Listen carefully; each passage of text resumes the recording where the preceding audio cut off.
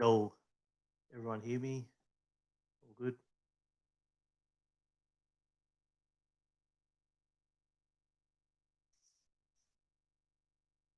Not the best setup, but as long as you can see and hear me, let me know.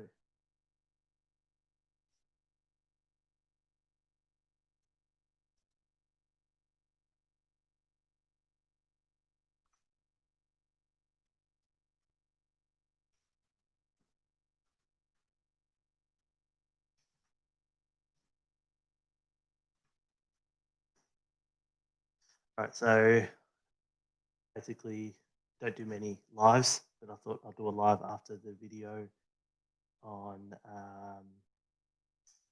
Obviously, that was released during the week, and to sort discuss with anyone that wanted to join, talk to them crap, and discuss live on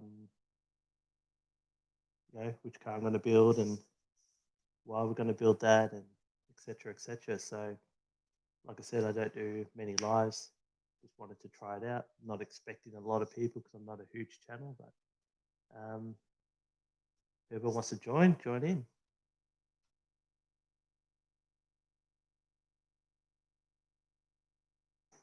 Yeah, if you got something to ask me in the comments, whatever. It's what I'm drinking.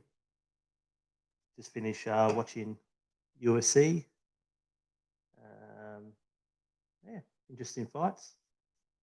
Pay per view, my first ever pay per view, especially UFC. It was an Aussie fighting, so I just wanted to. I can't say a life like I've always been a fan of UFC, but yeah, it's just something a bit different, especially with isolation. We can't really do too much, so um, yeah, why not watch some UFC? The Aussie one, I don't know how, but yeah, I'm not an expert, but yeah. Any questions? Let me know. Um, in regards to the video posted, um, obviously it wasn't filmed, but off camera I had Adam come around from GC8 again to look at the body of the HB 99, and the body's really good. So it's rust free. Rust free roller. It needs a few bits and pieces, which I think are going to be expensive to get, but the actual shell of the 99 is quite good. The only thing that lets it down is it's got both recorders have a few dents. Um, after Adam inspected it, he's he sort of suggested it might be a bit of work to actually get them straight. Um, but my issue is trying to find another HB shell that's already straight. Um, it's not the easiest to get, especially during Victoria. I'm based in Victoria, so we have lockdown, so I can't just go look at a car. I can't travel interstate. And every car I've found is probably like 5-6K for a complete car. I haven't really found any rollers. So what I'm thinking is I'm still going to build the 99 and then get it all running and going. And then I'm just going to try and, I guess, push the dents out and eventually get all the body work done. So my plan is to get the 99 painted, probably an original color, but a darker blue. So sorry, I meant blue still, not original, but maybe like a real dark blue with metallic through it. And rather than building it up as, let's say, a traditional Japanese inspired car or build, I'm sort of leaning towards something a bit different. So I want to run as you guys obviously seen on my channel, I want to run the F2T with the auto transmission. Um, Probably leaning towards a Garrett GT3582 off an FG. I think a lot of guys with the front wheel drive MX6s run pretty big turbos through manuals and they seem to spoil them up. So I'm thinking a GT3582 with maybe a 0.6 or 0.8 rehousing through an auto should get on boost at a reasonable time, I'm thinking. And then so my plan is to build it all and do it. And then once it's all drivable, obviously I'll be able to sort of gauge when it comes on boost. If it starts coming on boost at 3 grand or 4 grand, then I'm in talks with someone already, but I'll link up maybe with them, and then we'll build a converter.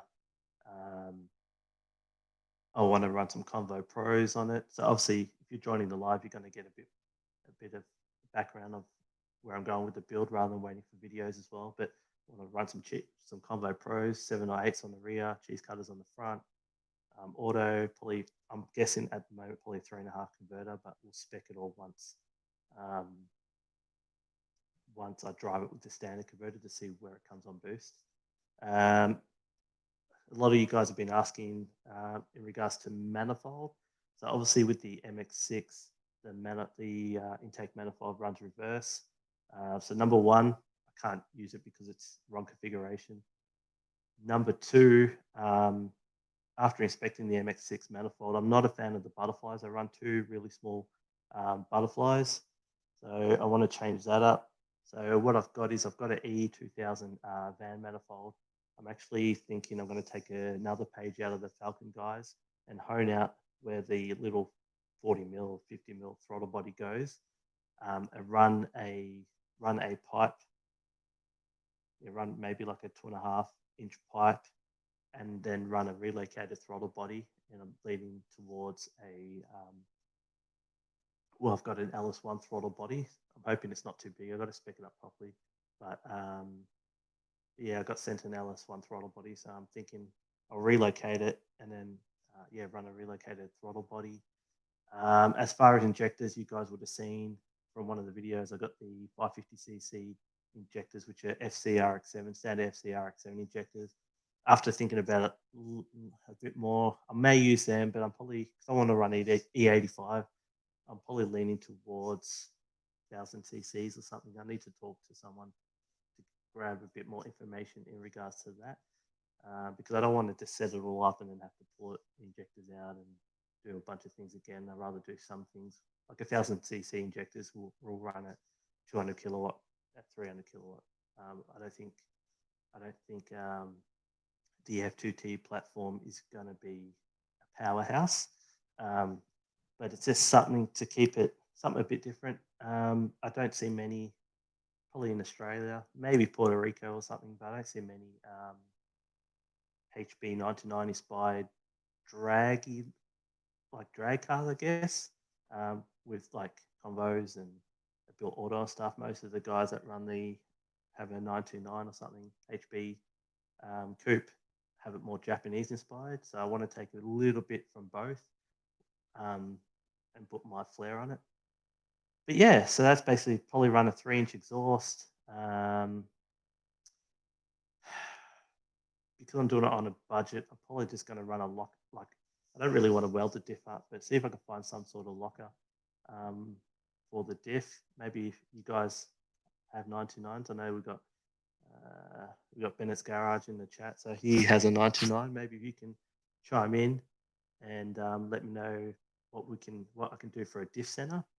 I know the LSDs are expensive, but maybe maybe run. I don't think I can get like a Detroit locker center. Maybe you guys can let me know because I haven't got that far yet. So it most likely be some form of mini spool, which just locks. Most of you guys know what mini spool is, but if you don't, just basically locks both axles together full time. Whereas a Detroit locker locks the axle as soon as torque comes in, but allows it to spin around corners or whatnot.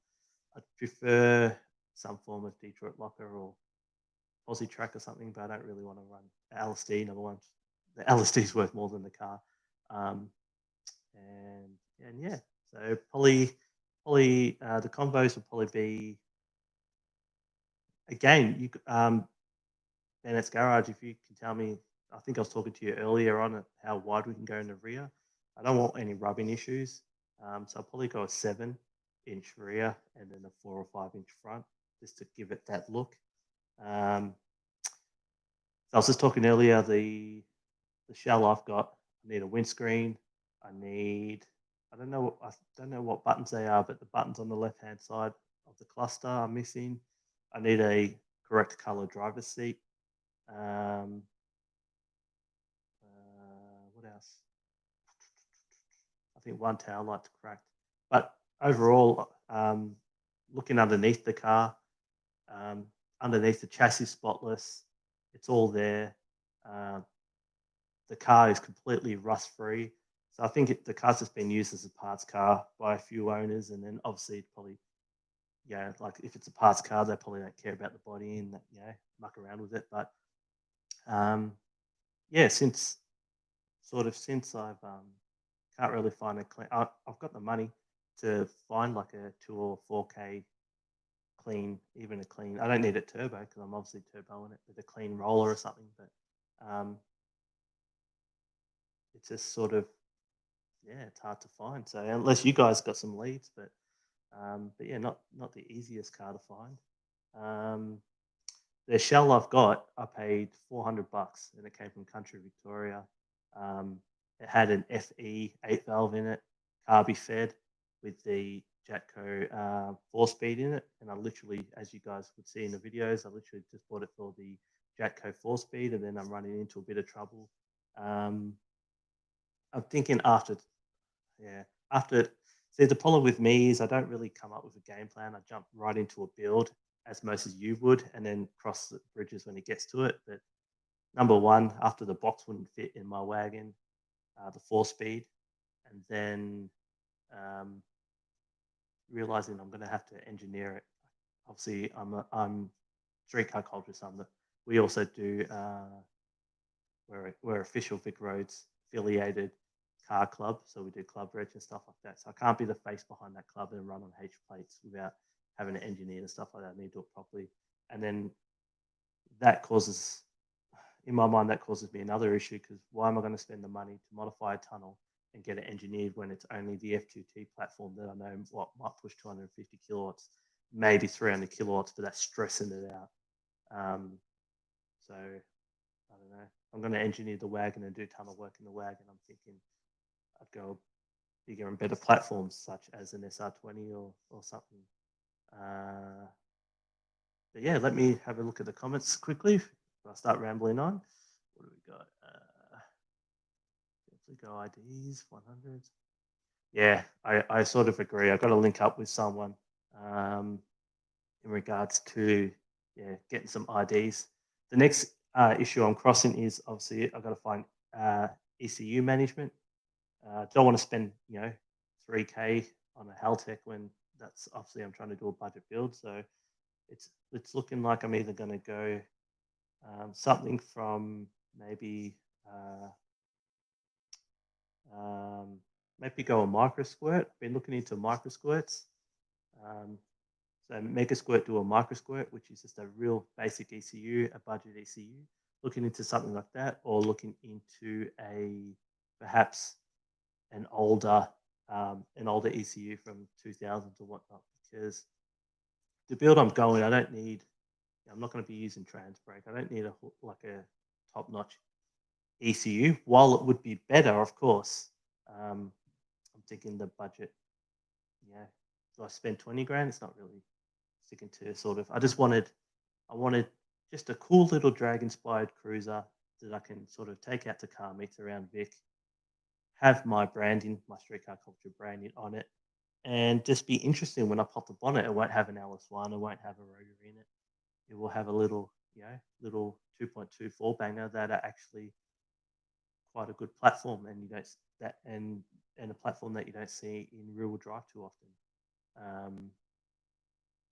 So yeah, that's sort of. I've got my. You can't see it because my channel is obviously hasn't reached 1,000 subs yet.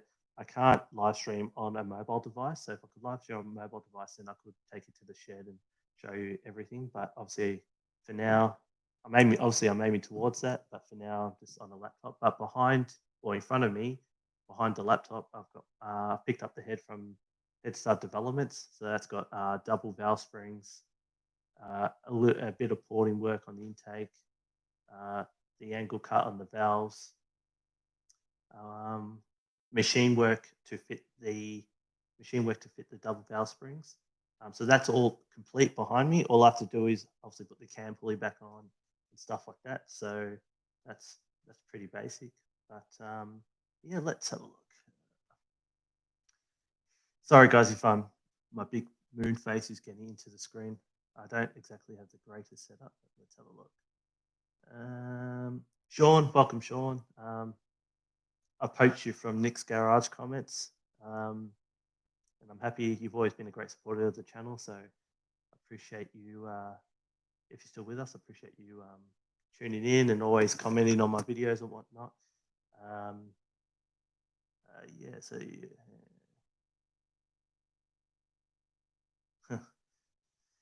So where you stranded, Sean? If you're still with us, what coil is it, mate? What vehicle is it in? Let us know. Everyday car parts being worth more than. Yeah, I know, man. That's my life story. Um, I'm 32 years old. I've built cars since I've been 16, and it's put me, traditionally, I was a lot.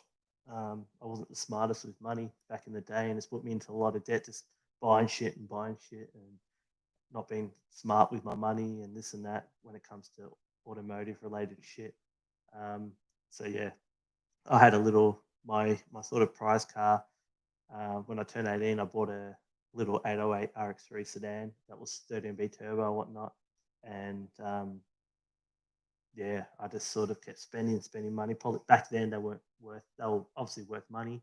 They weren't worth what drug money what they're worth now. So yeah, I'd always have no money, just be spending money on the car, and I probably spent like 20-30K on that car.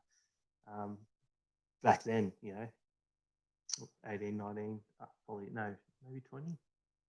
Yeah, I can't remember. But yeah, so you're right. But I'm trying to do things. I'm trying to obviously grow the street culture brand, but I'm trying to do things um, in more of a smarter way because obviously I still got with the channel the size that it is, and that's I'm not expecting the channel to blow up or whatever, but I just got to be realistic. With the channel size that it is, I got to be smart with where I'm spending money, what I'm building and stuff. Ultimately, I'd like to build like a XA Falcon with a Turbo 6 in it, or something like that. But or get another RX3 again and stuff like that. But I'm nowhere near that at the moment. But you know what? It's good. Bit off topic, but if you guys are thinking of, you guys got your own builds. I know Bennett's Garage. He does YouTube as well stuff, and have a dream and just start filming it and have a bit of fun with it. Because if it goes somewhere, you'll be wrapped. If not, you'll be able to watch your builds back. Because I've built many cars over the years that done. I'd like to go back. I wish I could go back and just see how I did stuff and whatever. And that's another thing. I wish I started filming 10 years ago because some of the shit I built out of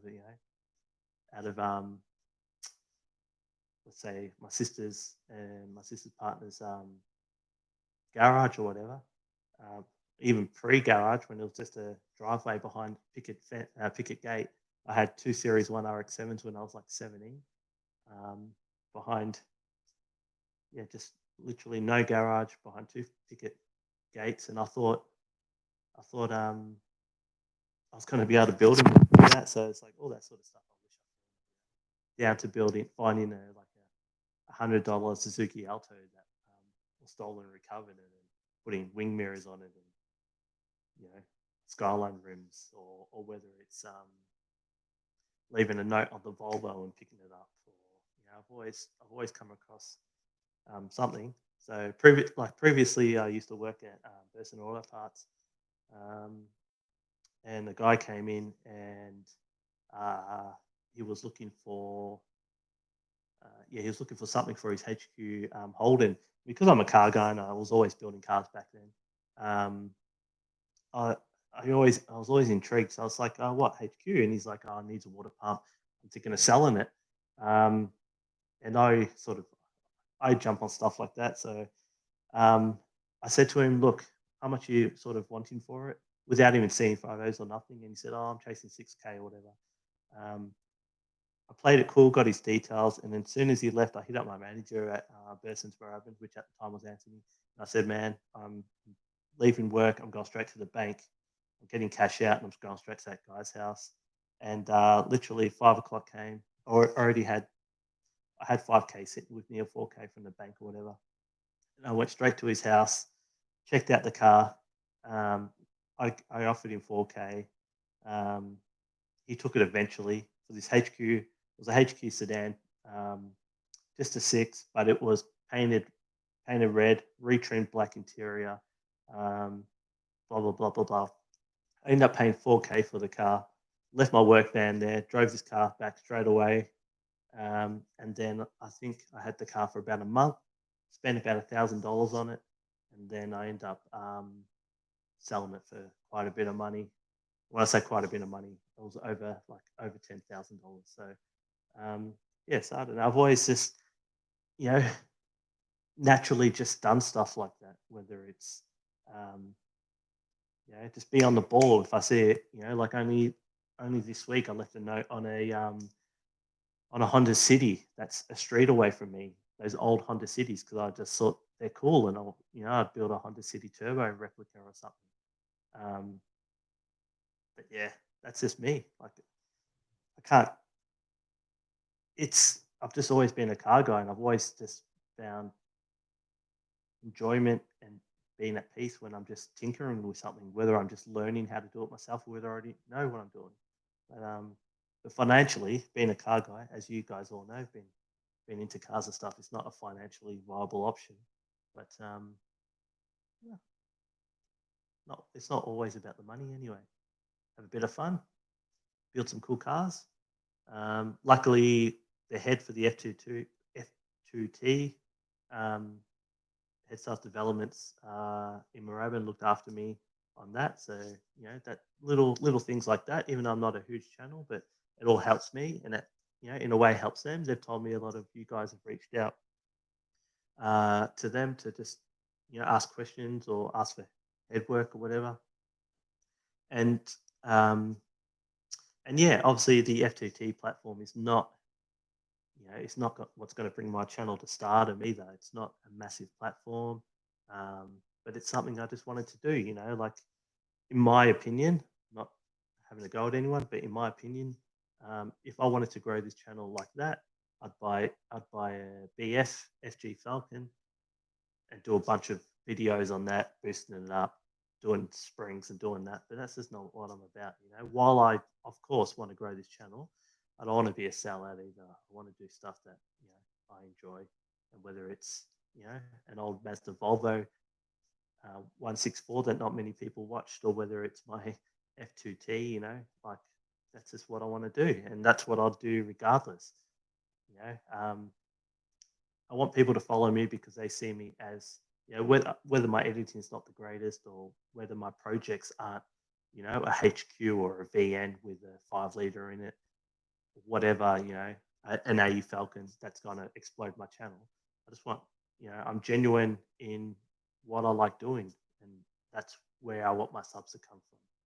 I want my subs to come from me, people watching me doing my shit, and to see like, oh, this guy likes what he does, not just building cars for the sake of content to say. Yeah, I've got to stop rambling on. Sorry, guys. I'm a bit passionate about my subject. All right. Is it difficult to start a car club in Victoria? Yes and no. You got to go. You obviously got to be a registered car club. So, of course, my YouTube video, Street Car Culture, or my YouTube channel, sorry, Street Car Culture, that's only part of the actual branding. I'll call it branding because it's a registered. Street Car Culture is a registered business name and has an ABN. So part of that is I have the YouTube channel. I have the Facebook enthusiast group. So if you guys haven't joined up there, join up there and share your rides or whatever. That's cool. I have the Facebook group. I have obviously my internet page, and then as part of that, I registered as a car club. Now, when you register as a car club, you need to be able to prove number one that you're a legit car club. Um, and then you need to be approved by VicRoads, so you need to meet a bunch of criteria. And then as part of the car club, I need to, like before I put cars on club reg, I need to inspect them. I need to fill out 3-4 pages of paperwork, take photos, have my own records and whatnot. To be part of, if like anyone's in Victoria and they want to be part of the car club, um, it's $50 a year. $50 a year to be part of the car club, and that obviously is for your club plates.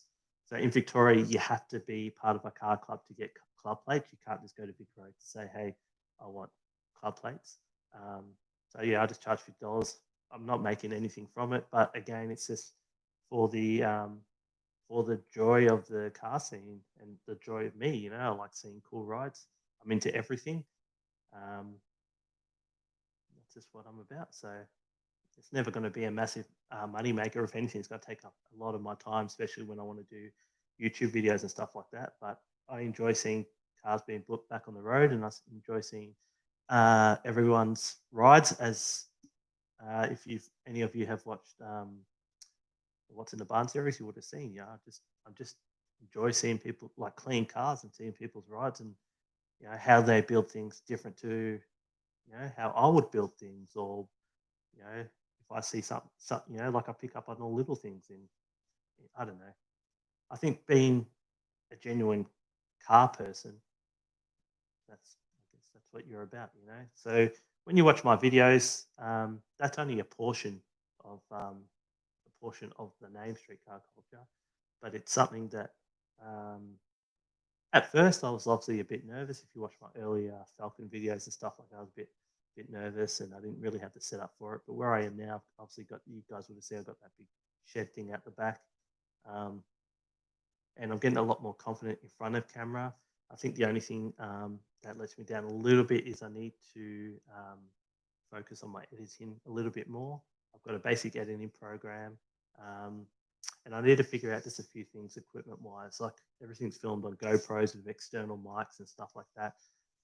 But sometimes, for example, I've got a mic that attaches up here that's wireless that gives me a really good sound. So how you guys are hearing me now is probably like how my videos would hear. Sometimes, again, when you car guys, sometimes you just want to get something done,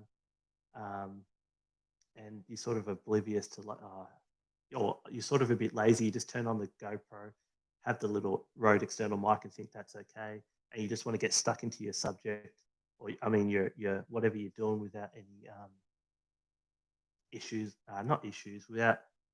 I know you're just focused on it, and you're not really focused on setting the rest up. And I know to grow the channel, I've got to be a bit more focused on, rather than jumping into what I want to do. I've got to sort of spend a bit more time on setting up the lav mic and stuff like that. But I think for what it is, it's actually I'm getting better with time, and it's getting a bit there. Where I am suffers from a bit of wind noise, so I'm trying to set up the shed.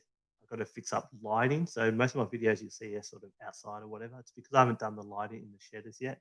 Once I fix up the lighting, then obviously I'll be able to do a bit more build in the shed, which will help with the wind noise or whatever.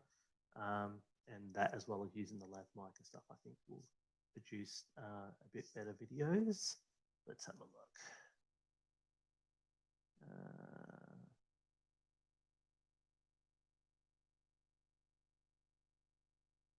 So Sean, you've got a XA302 Clevo and the coil let go. Mate, XAs are beautiful cars. Um, I'd love to get an XA one day, but like anything, everything's just so expensive. Um, Anything Aussie, Australian muscle car related is super expensive. Unless you just find a junkyard and then a junker, and then build it up from there. But sometimes you get over finding sort of a junker. Sometimes you just want to buy something clean to begin with. But when it comes to making YouTube videos, sometimes buying a clean car is not always the best way to go.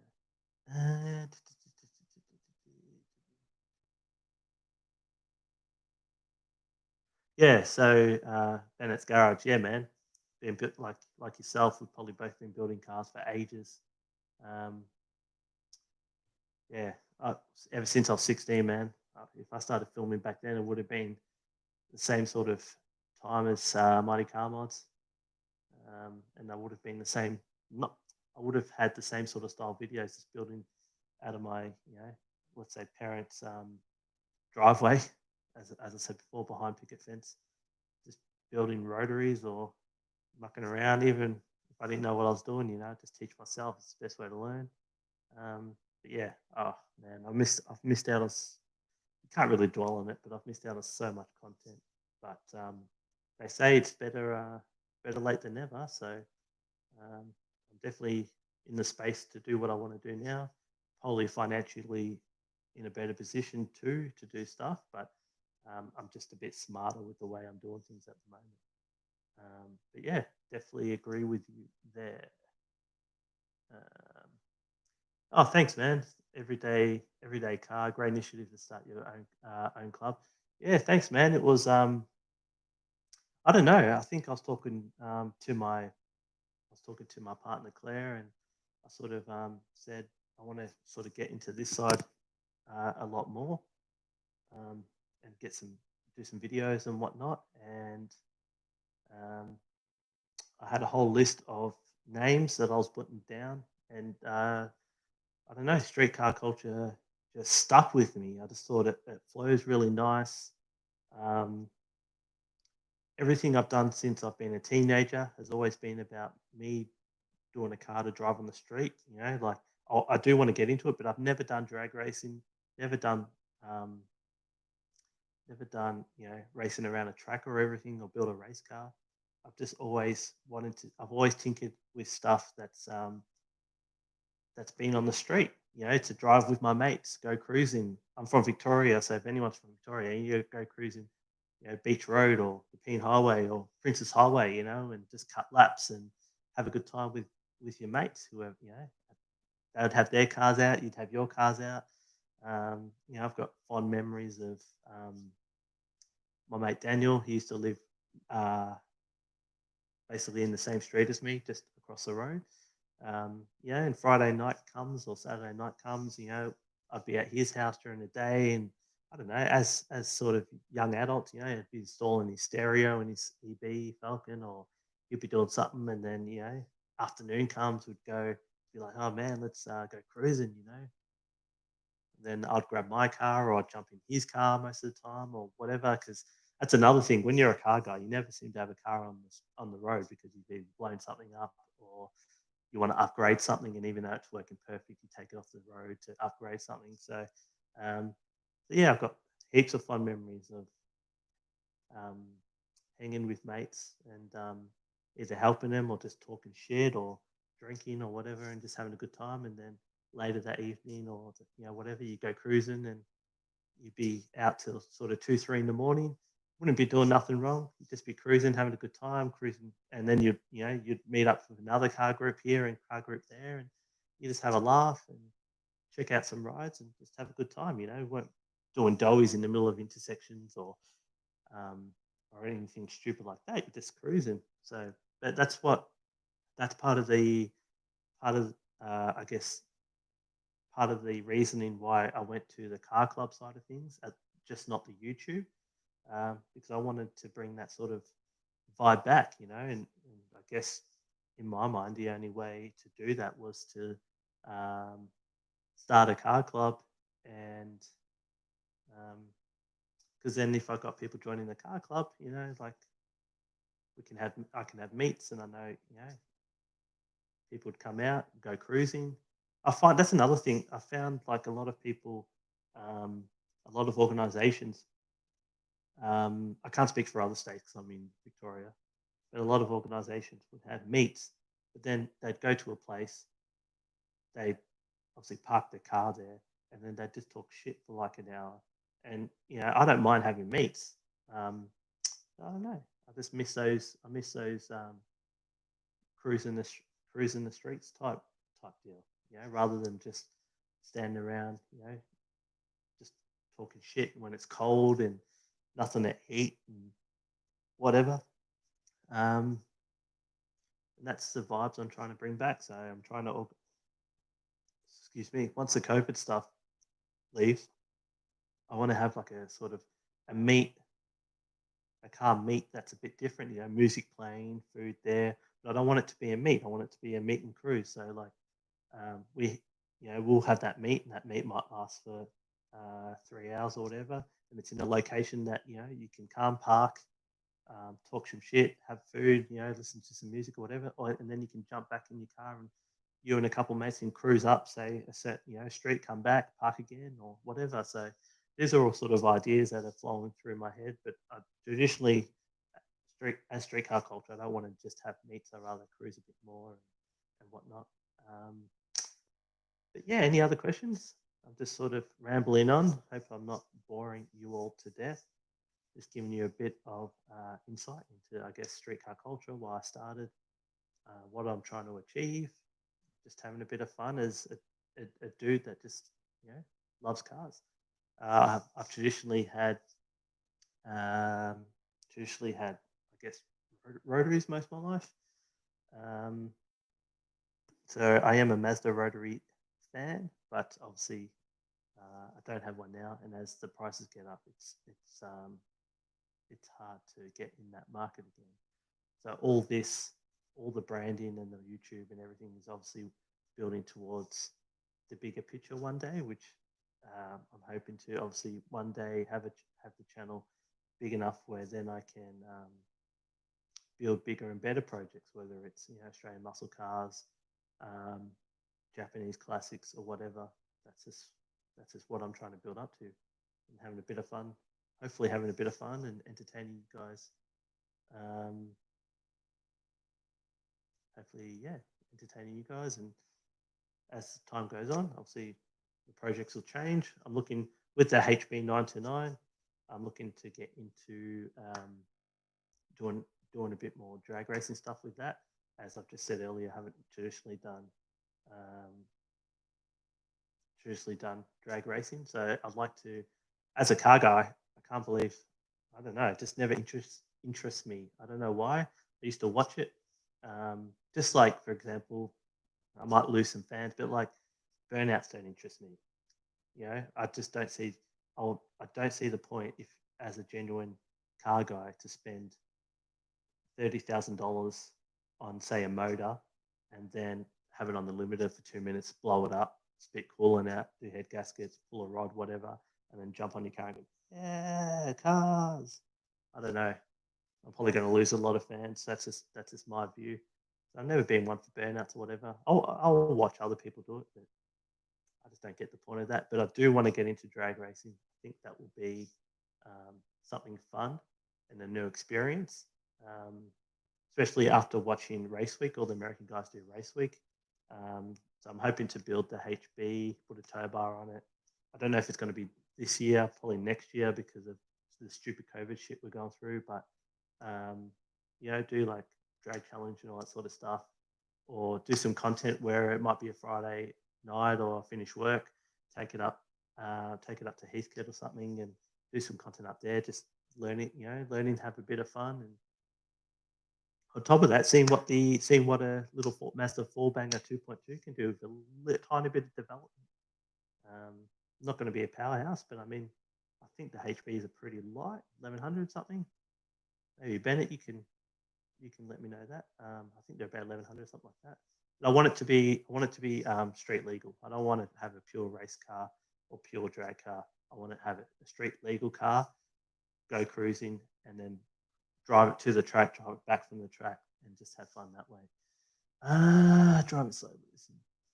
Sean, if it's a standard 302 XA, mate, you will be driving slow. You won't be going anywhere in a hurry, especially if it's got a banged coil, mate. You're probably running on 4.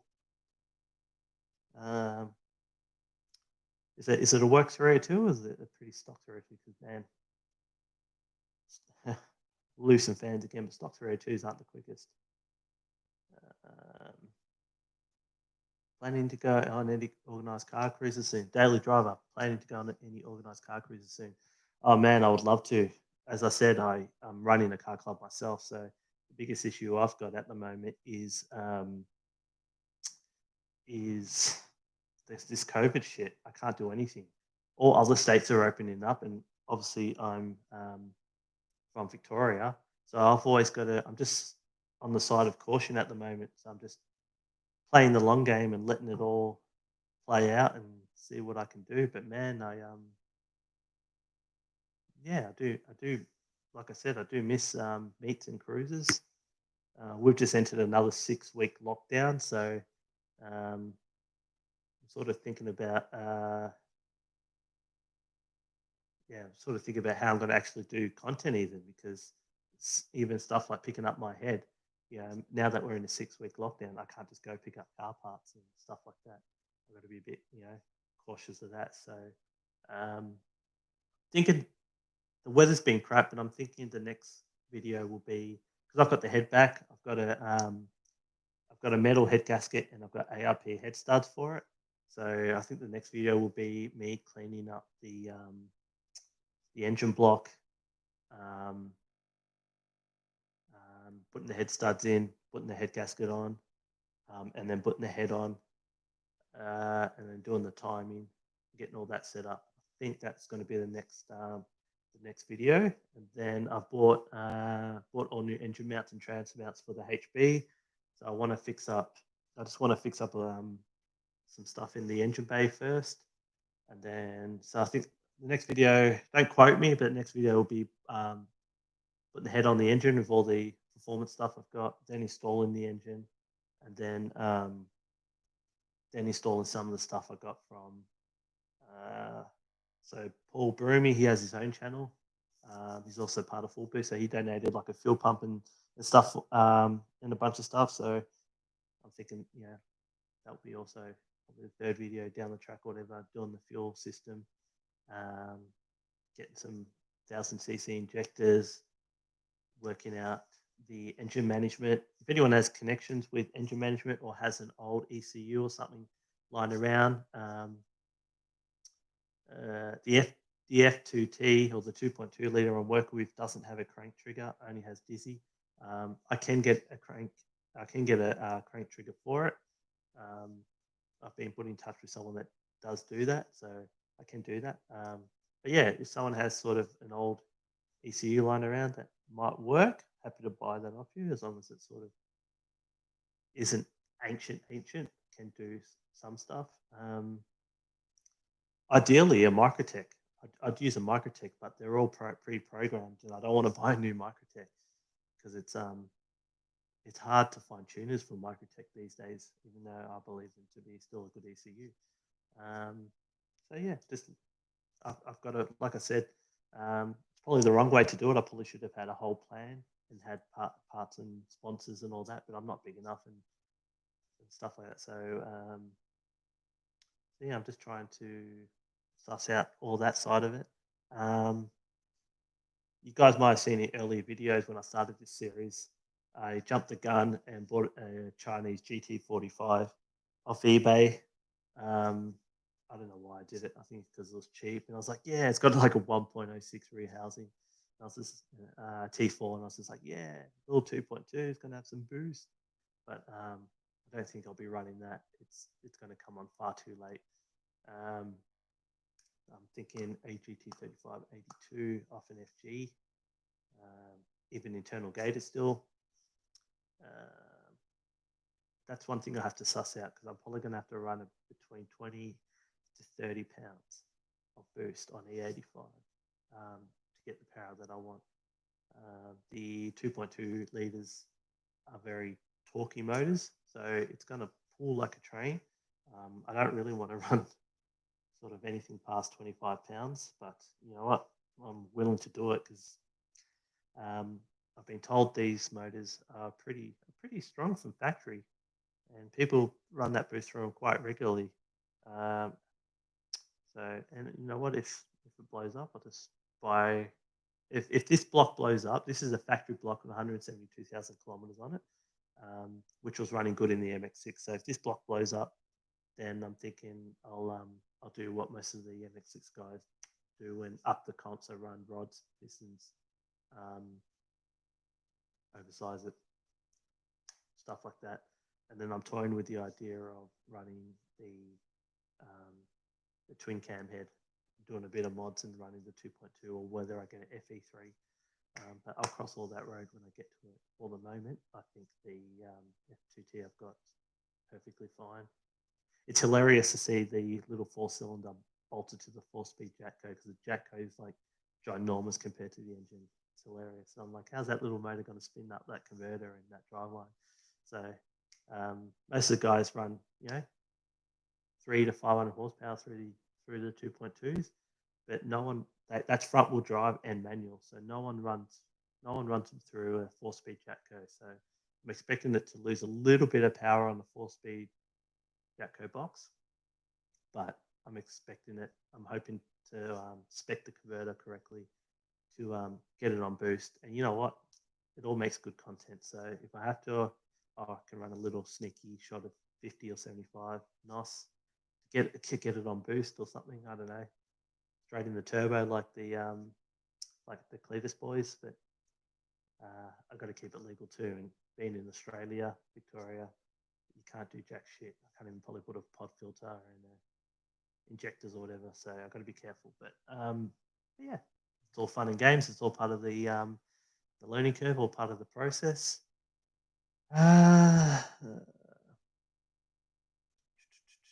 So Sean, you used an XA Falcon to tow up a Skyline GTST. Oh man, I've never seen that before. That's a good one. Especially these days, everyone pulls themselves over the old Falcon. So can't believe you're just cruising around using it as a tow vehicle. But hey, if you want to sell the XA, let me know.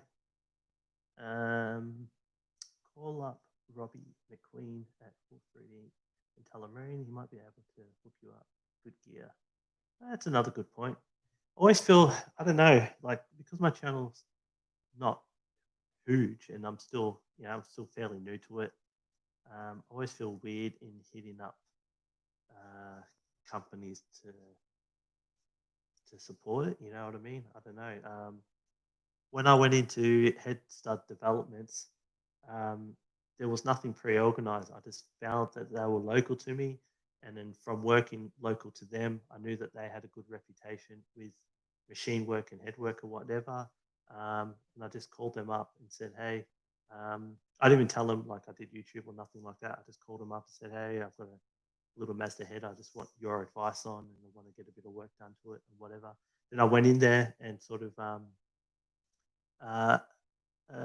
as I brought the head in there and stuff, I sort of said, I'm building this for YouTube and my YouTube channel or whatever, just as a cheap little budget project. And Eddie came to the party straight away. I didn't even ask for a discount or nothing. He just said, "Oh, you're building it for YouTube. We'll help you out. We'll do a bit more work than what they quoted." But yeah, so really good bunch of guys down there, and I'm really appreciative. But yeah, I don't know. I probably should do it more, but I just feel weird hitting up companies for free gear or for discounts or whatever, because in comparison to other automotive channels, they probably just laugh at mine. That's the way I feel anyway. Because like while I'm super appreciative to everyone that subscribes, of course, and I actually feel like my channel is growing pretty quick in comparison. I'm nowhere near. I don't think I'm anywhere near the size of being able to get support, stuff like that. But I'm working towards it, so that's just part of it. Every channel starts somewhere, even the big channel. So as long as you're a genuine car guy and your viewers can see you're genuine, I believe that as well as learning all the YouTube rubbish that you have to learn, I just believe that the viewers will see that the channel will grow, and then hopefully in 5 years or 6 years or 4 years, whatever it is, I'm able to use that to pump out even bigger and better content. But for now, I just got to play with what's within my my budget, I guess. So everyday car, love what's in your barn. Car reviews, you seem like you have done a few beach road runs in your day. Yeah, man. Oh man, classic times. What's in the barn? when I moved into the place I've got currently, I'm Bayside in Melbourne, which is traditionally a sort of a more expensive area, but we managed to get.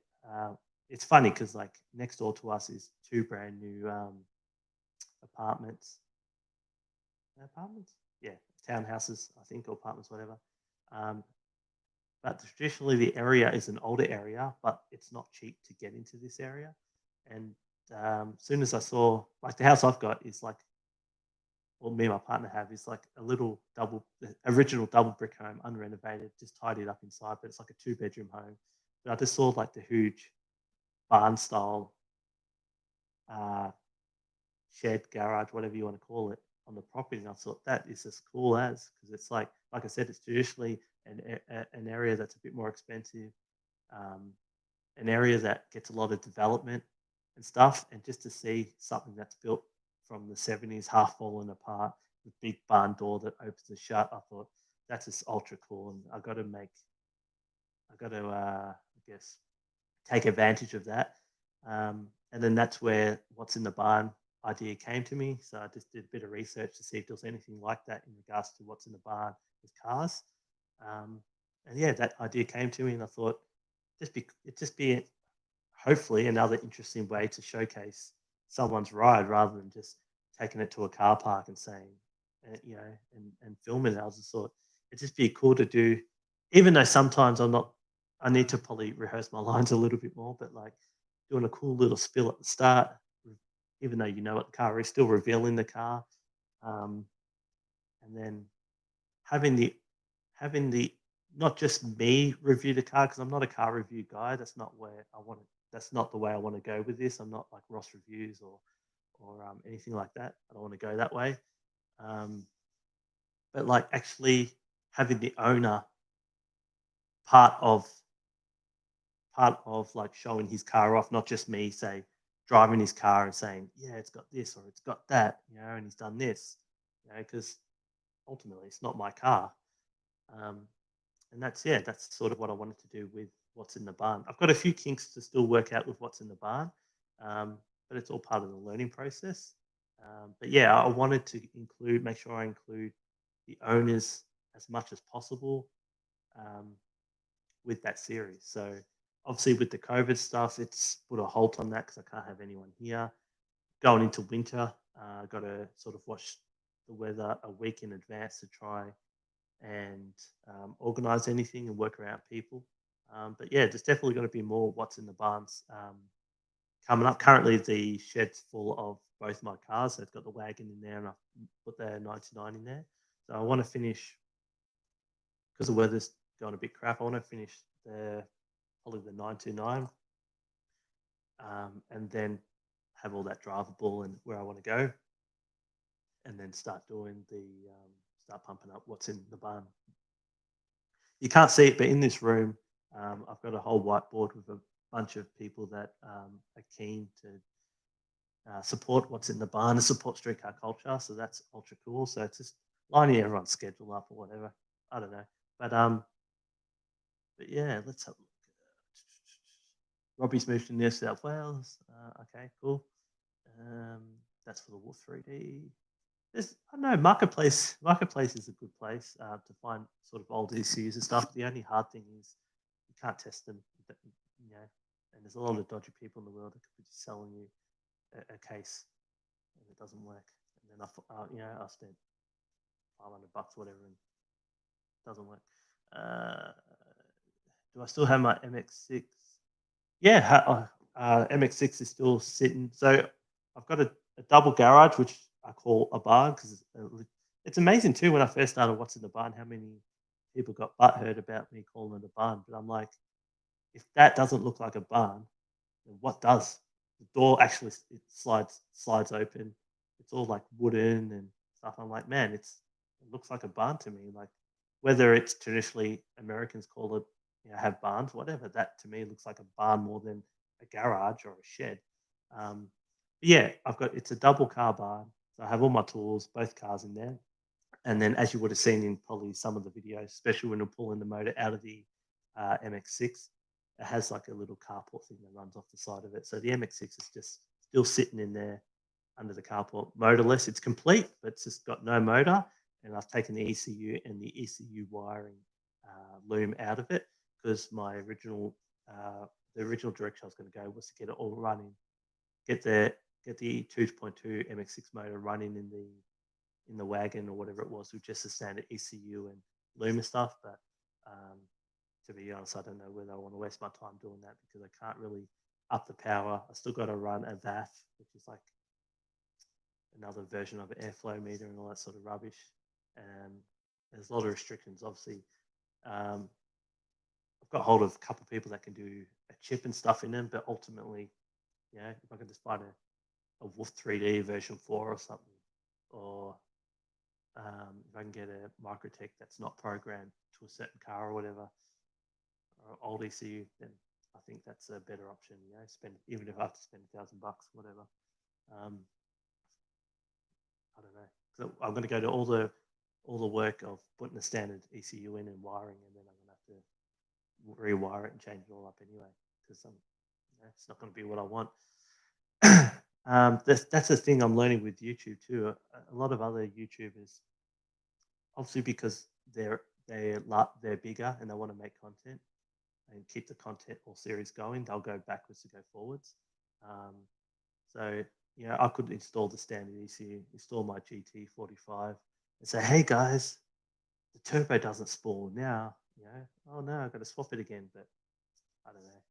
Being a genuine car person myself, I'd rather just I don't know, do it properly rather than doing the wrong thing on purpose to make content. I'd rather just build a car, and if it gets views, if it gets subscribers, it gets subscribers. If it doesn't, then I'll enjoy the car. I'll still make content with the car, and then eventually I'll build the next car. Like I said earlier, if I wanted to explode my channel, I'd buy something with a barra in it and turbo it, or buy a turbo barra and just do a bunch of work to that because that's popular. That will get me my audience because everyone loves them. Or I'd buy something with an LS1 in it, or whatever. But I don't know. It's probably not the best decision to grow my channel, but it's I wanted to start off growing my channel and doing what I want to do, not what will make me popular. So whether it's right or wrong decision, I'm having fun. Any other questions? So there's no time limit here. I'm just gonna keep going as long as you guys want me to keep going. If you guys want me to keep going, let me know. If you guys have had enough of my rambling, also let me know. But if you have any questions, whether it's any of the videos you watched, any of the cars I've built previously, anything about street car culture, let me know. Welcome, Shed Talk. Yeah. So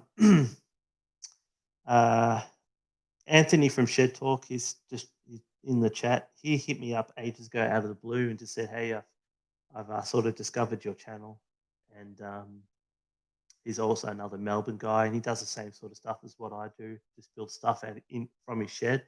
But he's actually got a Jeep four-wheel drive. It's a four-wheel drive, I think. Jeep four-wheel drive with a barra in it, and obviously the COVID has put a big halt to that. But we're trying to sort of meet our schedules to be able to do some filming together.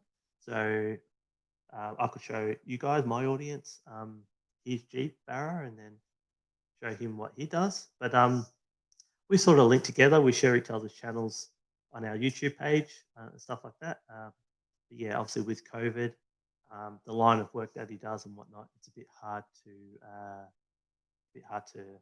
meet and do stuff. So Anthony, I'm hoping 5 weeks time, 6 weeks time, we can do some content together, and hopefully you get your head to his channel because he's got a few. He's doing a few things with putting a barra in a Jeep or whatever. He's already installed it, but I believe it's the first Jeep to have a barra in it. But he's doing some stuff with his. He's got some issues with his turbo and whatnot. So head to his channel, check that build out. It's pretty interesting. But yeah, that's enough shout out for you, Anthony. Nah, just joking, mate. What happened to the XEXF? Yeah, I get asked that heaps. So one of the biggest things that comes up about the XF that I had um, was why did I waste not waste money, but why didn't I just buy an XE? Why did I go to the hassle of converting an XF to an XE? I'll tell you guys the background. At that time, I really wanted a yellow Falcon, yellow XE Falcon.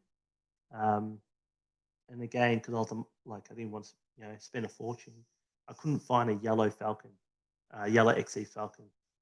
I wanted an S pack, genuine S pack or S pack mock, but I wanted it to be citrus yellow. I just love that yellow color, and I had visions in my head of running, auto drags, like Centerline auto drags and Red Bulls and the Barra Turbo and stuff like that. But at that time, so anyway, I bought the XF. I got it off a mate, got it cheap. He was going to turn it into a drag car, got it cheap. I was living living in a place, uh, like sharing a share house, and I only had a little single carport. I had half my stuff at my sister's place still, because the carport was all open, so it wasn't secure. I didn't want to have all my tools there. I didn't have room to work around, and as well as it being a shared place, it obviously has its own difficulties with that. But I bought that. I did some work on it, as you guys seen. I did the front end, did the rear end. But then I sold a bunch of cars. I sold two RX-7s to a mate at the time, and part of that deal was he was to paint the Falcon for me, repaint it yellow. Long story short, the paint job was atrocious, and that just, I don't know, because the paintwork was not that great, I was then thinking I've got to spend 10K or 5K whatever to then do the paint on the car just to get it to the standard I want before I even then do the wheels, do the diff, do the engine, and then I just thought to myself, at the end of the day, it's an XF Falcon, you know what I mean? But I did the sticker kit and the stuff still, but it just, I don't know, it just really made me lose interest in the build, having the car back, having the person paint it, and just being a really average job, like a pretty bad job. I just found embarrassed to drive it around. But back then, I didn't have street car culture or anything. I was just doing it under my name. So then I just, so yeah, the bad paint as well as not having a proper space to do the car and stuff like that. And probably even still at that time not being the best financially, I just chose to sell it. And the reason I've been quiet about that is because I'm still in touch with the person that owns it now. And obviously with COVID, we can't.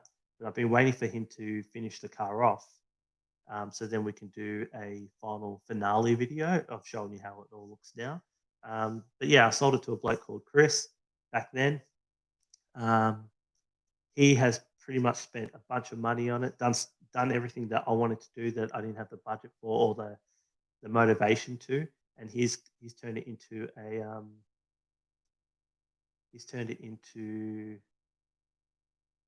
like if you look at it, it looks exactly like an XE. It has a full XE interior, S pack interior, XE dash.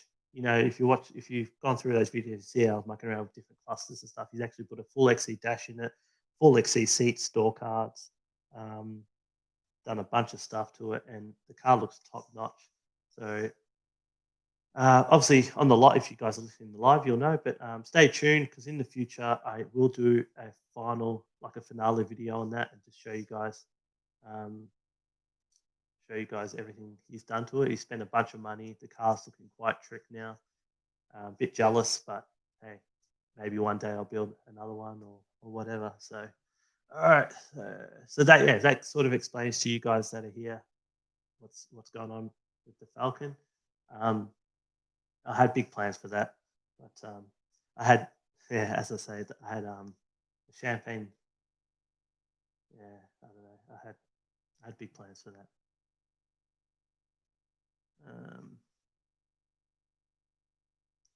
definitely is a not buying a wrecked Ferrari at auction to see. Yeah, yeah. Uh, yeah, maybe one day I'll head that way where I buy something smashed from Pickles and build it. But seems to be every American YouTuber uh, to a point. A few of the bigger guys do it a lot. That's actually, again, this is only my opinion, but that's turned me off a couple of the bigger American YouTube channels because they're just constantly building wrecked cars. And good on them. They have the audience for it, and they obviously have a passion for it. Um, it just, I don't know, it doesn't interest me that much anymore. I loved it at the start, but once you see one or two or three, it's always the same shit. But that's like everything. Once you see me build a car, it's the same shit. Definitely a barn. Daniel, yeah, man, it's definitely a barn. Sweet. Picked up one for 450 bucks the other week. So is this an MX6? You picked up an MX6 for 450. Um, yeah, I knew that MX6, the blue one, complete driving. I did videos on it. Um, I paid 400 bucks for it. Original four-wheel steer, original wheels, original everything. Just the paint's rough. Currently in pieces, but it runs. Oh, it's a good start. It runs. Yeah, Daniel. Have a chat to Robbie's brother. It doesn't hurt, and to see. Um, like I'm not wanting anything for free, but maybe see if they've got some old stock lying around, or if they're willing to negotiate something for yeah a price that works for both of us. For sure, man. It doesn't hurt, especially if if you've got if you know the person, that'd be greatly appreciated. Um, as long as you're digging what you're doing, yeah, man, for sure. Um, like I said, I probably don't go into a build the right way because I don't have everything planned out. I just cross the bridge when I get to it, and that's how I've just always done it.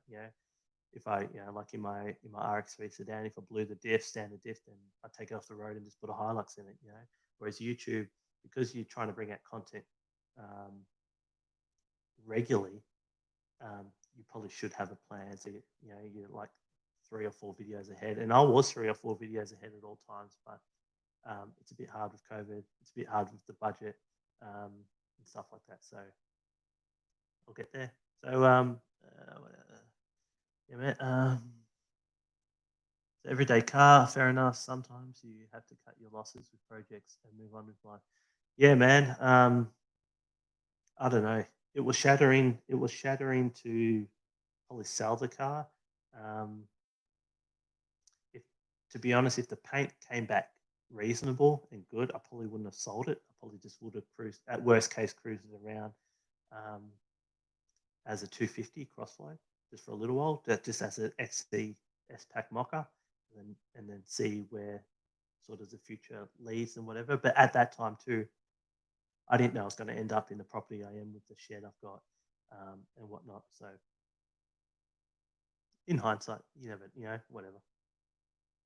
That's another thing I've always just built cars and sold cars too. So I tend to not really get too much of an attachment on them. But that would have been something I would have liked to keep and finish and do a bunch of stuff too, just because XE's XE's a cool 80s shape for a Falcon, and in yellow, stands out.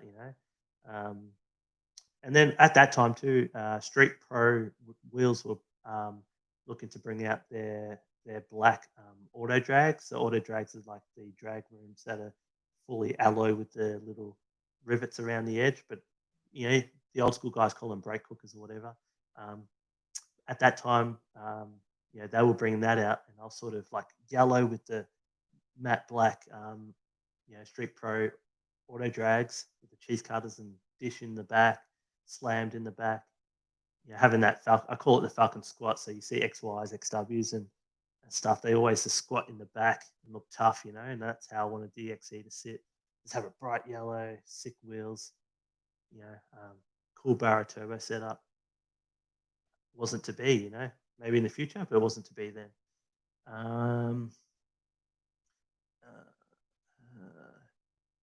so Anthony, exactly what exactly build what you have a passion for. That's true, man. That's true. You obviously wanted to do something a bit different, man, and kudos to you. Um, putting a barrow in a Jeep probably is a pretty good effort, man. And something definitely unique and different. Um, yeah, I've traditionally always been into Mazdas. I love Japanese. I love everything. I love Japanese cars. I've owned Australian models. I've owned Japanese cars. I've owned European cars. I've owned everything.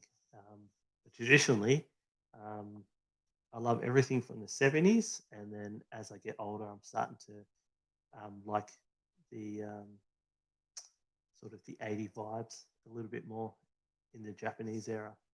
Um, but yeah, everyday car, always like the XE Dash. Yeah, man. Um, Again, I was only trying to fit um, because I converted it to uh, the yellow Falcon because I converted it to an XE front end. Um, the shape of the XF interior dash and interior, well, the door cards are all right actually. It's just the shape of the XF dash just didn't suit the more square front end. So that's when obviously if you go back and watch videos, that's when I actually got the stuff from Emilio from XREX. He supplied me like a dash top and cluster surround and all that sort of stuff. And that's when I went my in my mind, I wanted to have the XE dash top with the XF lower bottom end. So when you look through the windscreen, the XE has obviously the square front end. When you look through the windscreen, it has that XE shape of the big cluster surround hanging up and the sort of more square dash and whatever. And then below it, I didn't care because it'd be all I wanted really all just keep it simple, XF controls and heater controls and all that because it's a bit of mucking around, which the new owner has done. He's put all XE heater controls in XE stereo. He's actually done a really good job. So I'll try to, yeah, once this COVID rubbish leaves us, then I'll try and get that video teed up where I can show you the finished product of the big banana, the one that rose me to stardom, one of my first ever series, um, which yeah, I know some videos were good. All the Falcon series was filmed off my phone. I think I had an external mic. I can't even remember. I might not even had external mic. And that was just me mucking around and doing what I sort of always have done, like to do. Um, a lot of people too have asked me with the XF converting the front end is all bolt on, so that's no issue. Just it's all gapping, so taking your time gapping everything. Doing the rear end, you actually have to cut behind the XF lights out, cut metal work out and mark it all to fit the XE tail lights and to fit the middle section number plate holder and stuff with the XE. That's all not direct fit from the tail lights to the big plastic middle section that holds your number plate. That's all custom. You have to measure it all up, drill it all out, cut it all up, which I did obviously. Um, the rear XE bars direct bolt straight on, and like I said, all the front ends directly bolted on. So Daniel, obviously what's your plans with the MX6? So, and which state you're from? I forget because I know we've been in contact before via Messenger, but I forget which state you're from.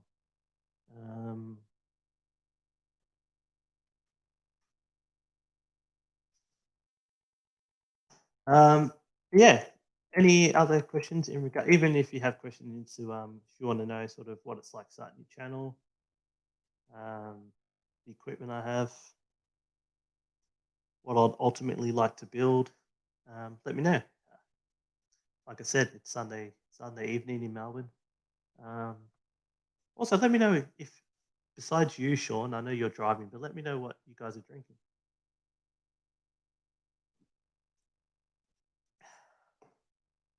Ideally, like I said, like I stated before, I'd like to get the HB 99 sort of done. A bit more of a drag inspired car. Do a bunch of content on that, learning to drag race, having a bit of fun, and just pushing, breaking stuff and fixing stuff. But ultimately, I want to do a bunch of road trips in it, traveling up to racetracks all around the countryside, doing street machine, drag challenge, whatever it is, doing shit like that in that car. Um, we'll, again, you never know what the future holds. With this COVID shit, it's hard to plan anything. Um, and to be honest, I'm just assuming that this year's a write-off, unless I hear otherwise. But I'm not really planning for it. But what I'm hoping we can do is at least like I can build the car um, and cruise it around and have a bit of fun and stuff like that. Napoleon, I can see what I could do. I'm going to purchase a computer for my. Oh, you got a Familia. So Familia is a cool car. It's basically the Mazda. It's a it's a TX3, but the Mazda version. Um, that's one thing actually. I've had an idea about is I want to do like a. It's hard because I don't know if I've got the skill to do it, but I want to do like a documentary style um, video on. Don't steal my ideas on the forgotten Mazdas, I call it. So the Mazdas of the performance piston Mazdas of the 80s. So while Mazda were not only doing their rotary program, so from the 80s it would have been series 1, 2, 3, 4, 5 FCs, so first gen, second gen. While they were doing that, they also had a bunch of like awesome performance piston cars, such as the familiar 323s, the Turbo HBs, the MX6 turbos. They had not only did they have awesome like rotary development program, they had like sort of performance hatches or performance coupes or whatever. So I want to do a video and just have a bunch because I'm in a bunch of Facebook groups too with these models. I want to get like a good model, a good version from each model, have them all together, and then do like a video on the forgotten masters of the era of the 80s era. Um, but and it's an idea, but I need to figure how to execute that idea in a way that you guys would find it interesting. But I think that would be a cool video because we have a lot of the Mazda have a lot of everyone's always about rotary, but they actually have some pretty cool cars and unique cars like the HB929. You know what I mean? How quirky and 80s looking is it? But it's cool as familiar all-wheel drive little 323. It might not be you know, you don't, like that's another thing. You don't need 1,000 horsepower to enjoy a car. The Familiar 323, what they push like 200 horsepower or something, maybe more. But they're all-wheel drive little hot hatch. The 99s, 99 turbos. They were, a little 8-valve 2-liter turbo. I think they came out. Um, they were injected obviously, but they probably weren't, breaking world records, but they were just cool and fun and quirky. The MX6 turbos, like before I pulled my MX6 apart, I take it for a drive and it just be torque steering everywhere and spinning its wheels. And for a standard car, you know what I mean, of that era. So it's hard. You can't compare those cars to today's era because there's so much technology, so much engineering and development that goes into making the motors smaller, more responsive, quicker, blah blah blah. But we're talking about the 80s, so that's you got to think about the technology they had back then to what they were able to do. So I don't know. Let me know if that's something that may interest some of you guys. But I just think it'd be cool to do, even just for my six. If the MX6 was rear-wheel drive, everyday car, I wouldn't have pulled it apart. I love the shape of the MX6. My one has amazing interior. It's just the paint that's always let it down. But I could get a closed door respray. The reason I didn't continue building that MX6 was I just didn't agree. I didn't like the front wheel drive. I wanted a rear wheel drive. And then obviously I got my 99 wagon off a mate. And then I came up with the idea of putting the 2.2 and stuff because the reason I chose that platform is because I had the MX6 sitting there. And I didn't want to spend money on finishing the MX6 when it's ideally not what I wanted to build in here. And then I came up with the idea, and after research, finding, oh, you can, these are the same as the FEs of that era. You can do this and this and make them real drive and blah blah blah and stuff. So yeah, that was my idea. Everyday car, smashing Asahi Dry, black beer. Any good? We've got like a sort of a boutique style cellar near us that I try and just grab something unique when I go there. Yeah.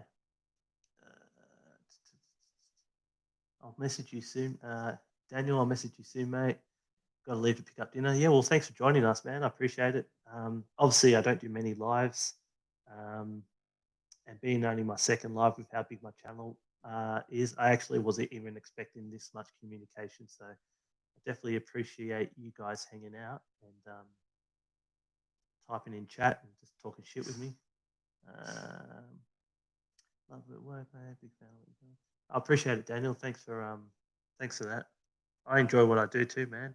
I'm just, I don't know. I'm not a massive channel, but I just love tinkering and have an actual passion for what I do, So I hope that sort of, whether the editing's not perfect sometimes or this and that, I hope that sort of comes across in the videos. That, I'm a genuine car guy that's just trying to make YouTube videos. I'm not a car guy that's trying to build a commercial, build a channel for the wrong reasons, or to just try and get free shit and just make a bunch of money from it. I'm just a dude with a garage having fun, man. Also have a lot of yeah, man. I forget which state you are in, Daniel, but hit me up.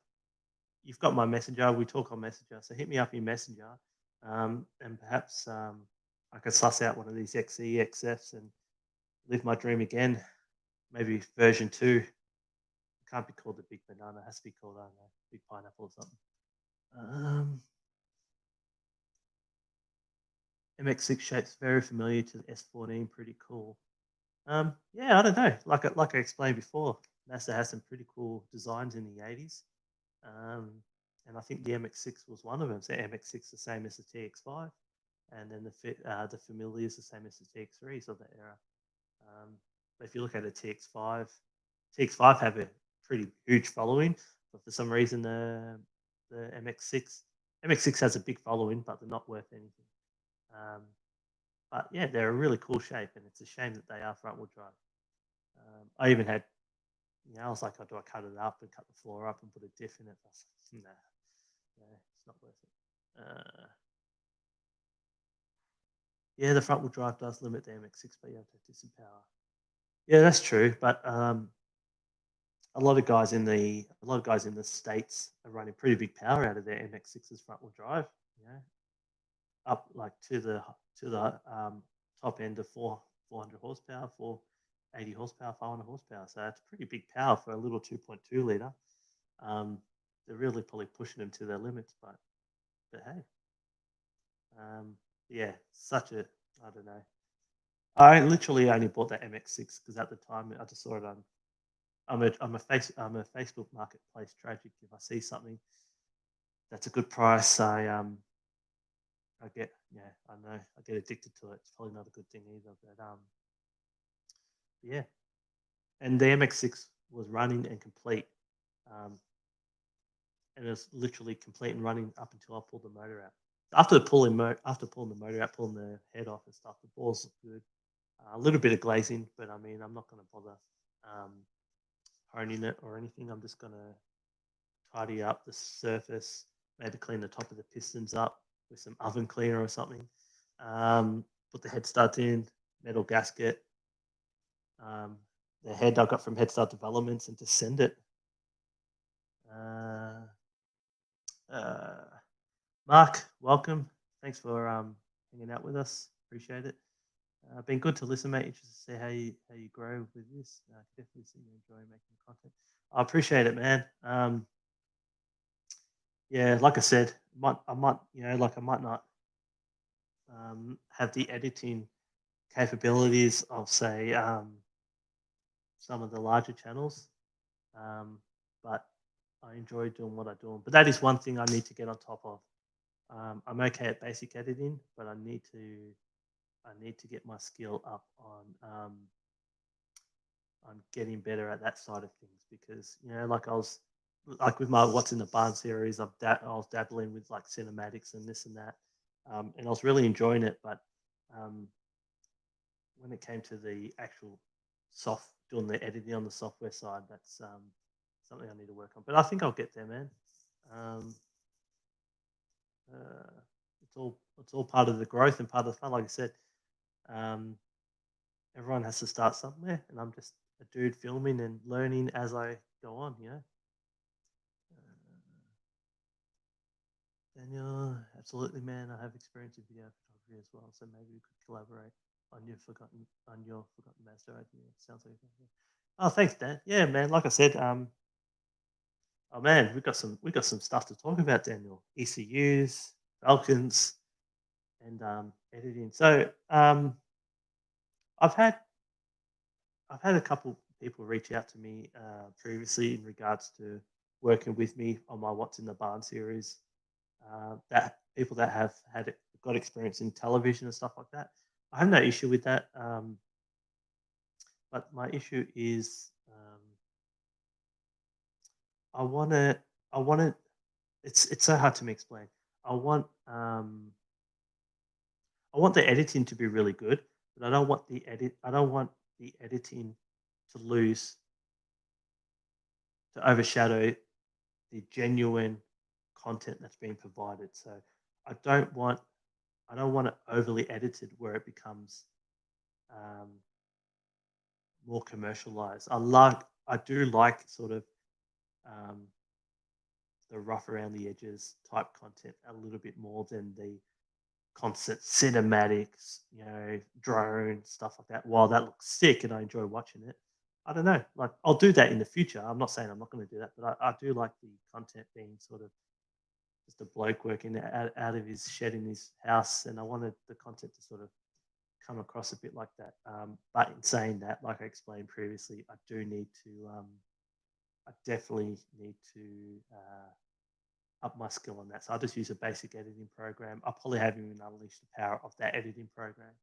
Um, but yeah, even like when I was down at Paul Broomy's, um, grabbing those parts, he will sort of give me some hints and tips. And then when I edited up that uh, the What's in the Barn I did with the Premiere, I tried to tried to do a bit of what he suggested, and I really enjoyed it. Like for like when I'm talking and the owner's talking, and then we cut to um, rolling footage of like the engine bay and interior and stuff while my voiceover is still there. That's little stuff, like he sort of Paul sort of suggested, and then I sort of taken that on board. But I just want to get a bit more cleaner with that rather than I don't know. There's always room for improvement. Like I haven't come from that background. I've just, like I said, I've just always been working on cars. So the filming side of it's a little bit new to me, but I'm slowly getting more confident in it. And even like the stuff I used to film is sort of still pretty basic, because I didn't want it to over invest if I found that it wasn't what I wanted to do. If I felt that, like by me filming it and stuff, if I felt that that just took the joy out of me working on the car, then I wouldn't do it. That's why I didn't invest. I've invested a little bit, but I didn't invest a great deal compared to, like, say, other channels or other people, because I want to make sure that I not only enjoy making the videos, I enjoy the process of making the videos, and I still keep that passion for working on the cars, even though I've still got to do all this other stuff to get the video out. Um,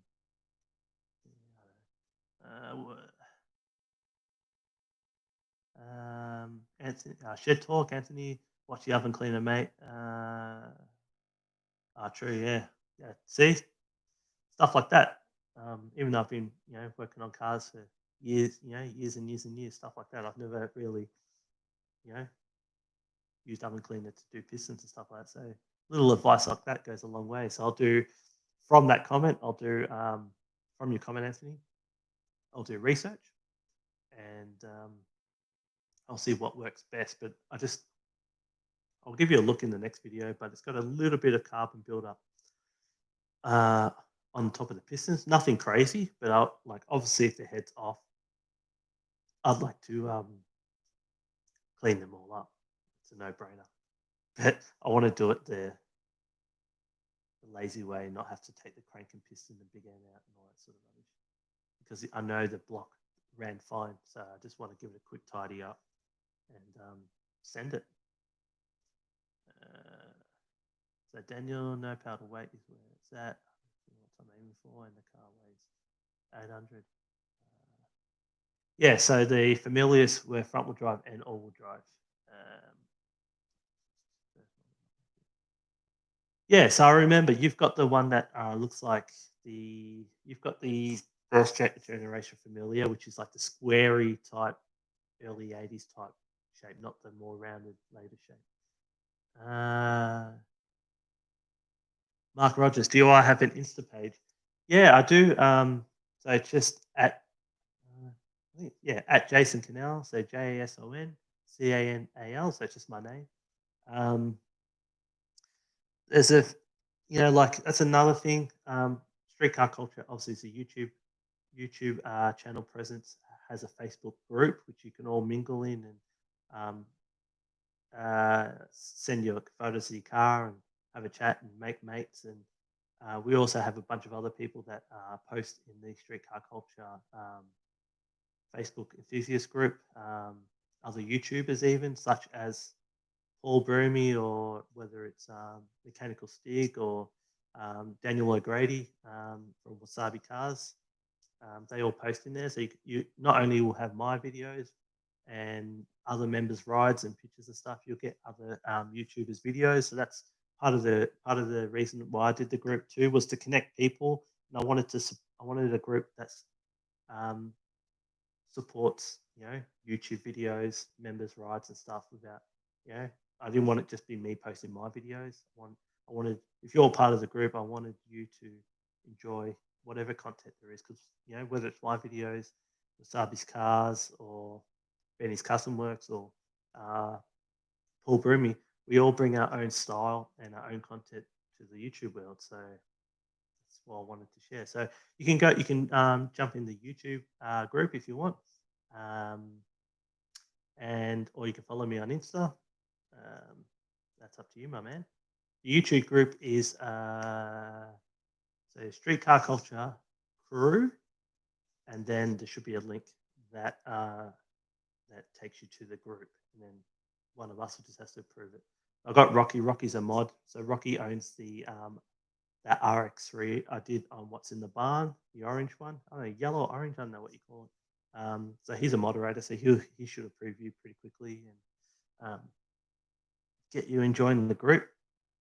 My Insta at Jason Canal has my website. So website is streetcarculture.com.au, and that gives you every link to whether you want to follow the group, whether you want to go to my Insta, or whether you're in Victoria and want to inquire about Club Reg. I believe it has my email up there, has everything there. So one of those links, man. Actually, I'll write it in here.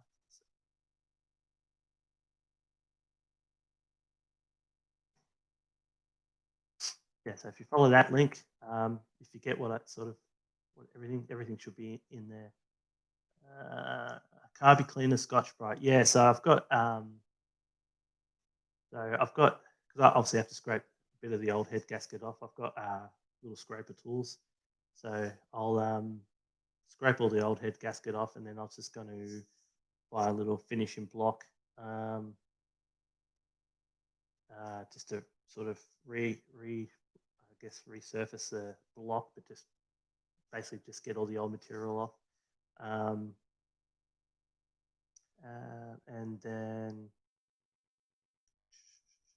and then obviously put the head studs in, put the metal head gasket on. I bought some copper spray. I'm just going to lightly dabble the copper spray on, not caking it. but that sort of all helps. The only thing I wrote about is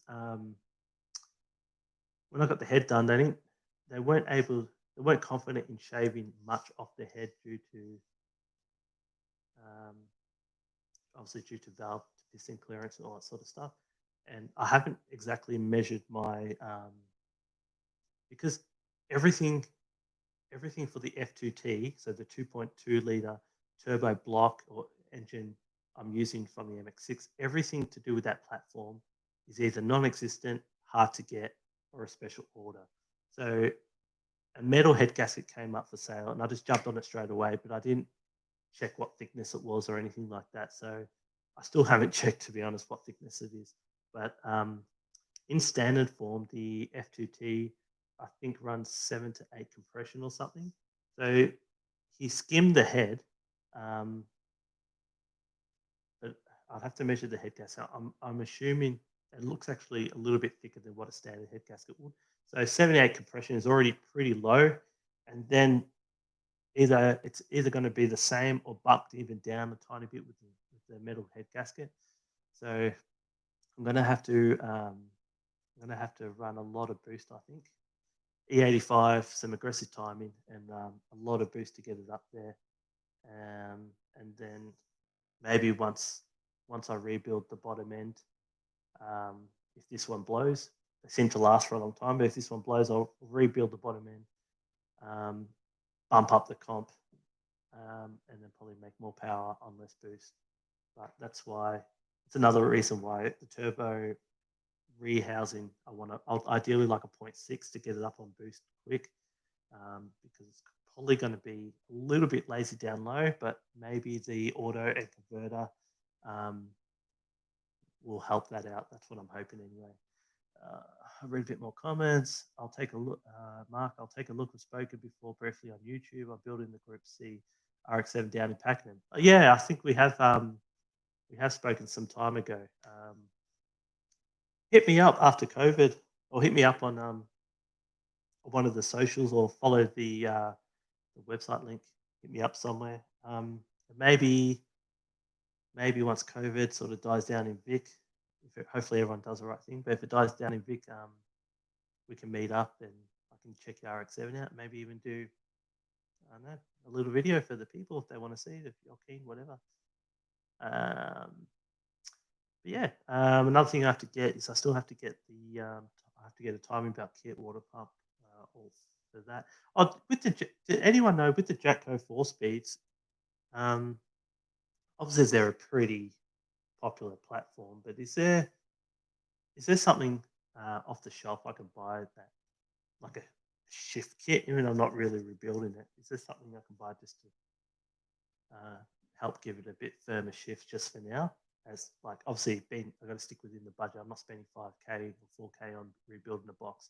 It's worth more than the project, but I can at least with the power that the 2.2 puts out, I don't think it's going to be breaking boxes in a hurry. But if I can at least get something for it that might give it a firmer shift, especially if I'm eventually going to run a stall converter, those two would work hand in hand.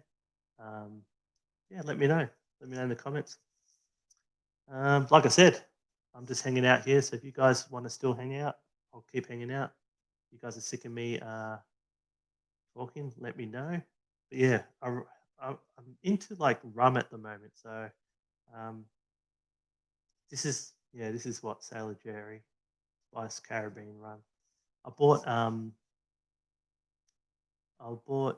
some Fijian rum actually last week, and delicious. Any questions? Any questions? Hit me up. With the 929 wagon, my ultimate goal is to put an LS1 in it, but I don't think I can make an LS1 legal in the wagon to drive on the street. So I need to think long and hard in what I want to do. The original motor that comes in the wagon is 1.8. So I think Adam sussed that out. Adam from GC, I don't know if you're watching, Adam, but Adam sussed that out for me a little bit, and I think getting the LS1 in it is not going to be legal. So perhaps an SR20, 4G. I don't know, man. Hit me up. Let me know what you think I should put in the wagon. Let's read some comments. Everyday car. You end up selling the Volvo 164. I haven't engineered Volvo 240 with a 6 litre. Yeah, man. So yeah, I don't know if some of you guys will know the Volvo that I had. So I pretty much I don't know if I've told you guys a story. So in the area that I worked next door to where it was, and it was parked on the street. And I noticed it because I'm into everything 70s. I just thought I've never seen one before, to be honest. And I was a bit naive. I didn't even know like old Volvos existed. But I just end up writing a note and leaving it on the windscreen. And then the lovely owner called me back, and we came to a deal. And originally, yeah, I was just going to sort of fix it up to me. But again, it was just an impulse buy, like that I always do, because I'm a car tragic. But then I just couldn't justify spending the money and stuff on something that ultimately it wasn't a platform that I wanted. So I did a few videos on it, and I started doing the body work or whatever just to get it tidied up and get it on the street. But then I drove it to my new resident. Well, I drove it to my new place when I moved in, and it broke down and it had a bunch of issues, and that on top of a few rust spots and stuff. Needed a bit of money spent on it. But I was hoping it was just something I could slap together and just cruise around for a bit and just have a unique car. But it wasn't to be. Yeah, I know it was going to cost a bit of money to get it to where I wanted to, where it's reliable. I didn't have confidence in the car, so I ended up selling. It was a rare car, but worth nothing. But I ended up selling it to a fellow Volvo enthusiast, and I haven't heard anything from it. So I don't know if he's wrecked it. I don't know if he's restored it or if he's done anything with it. It's probably just sitting in his backyard. Who knows? But I ended up selling it to another Volvo enthusiast, which he wanted it for some parts originally, but then he saw the car and was humming and whether he was going to actually put it back on the road. So yeah, who knows? So yeah, I sold it. Brendan, welcome. Thanks for adding to the chat. Drop a 13 BNA into the wagon. Have you ever owned a rotary? Yeah, man. I was just explaining before that most of my rides that I've built over the years have been rotaries. I've probably owned more rotaries than non. Actually, no. I've owned more non-rotaries than rotaries, but I've held on to the rotaries and built the rotaries more than the non-rotaries. So, like I said, when I was 17, living with my sister, I had two Series 1 RX-7s behind. It had no garage, no shed, no nothing. It was just picket gate thing. I had two Series 1 RX-7s behind there.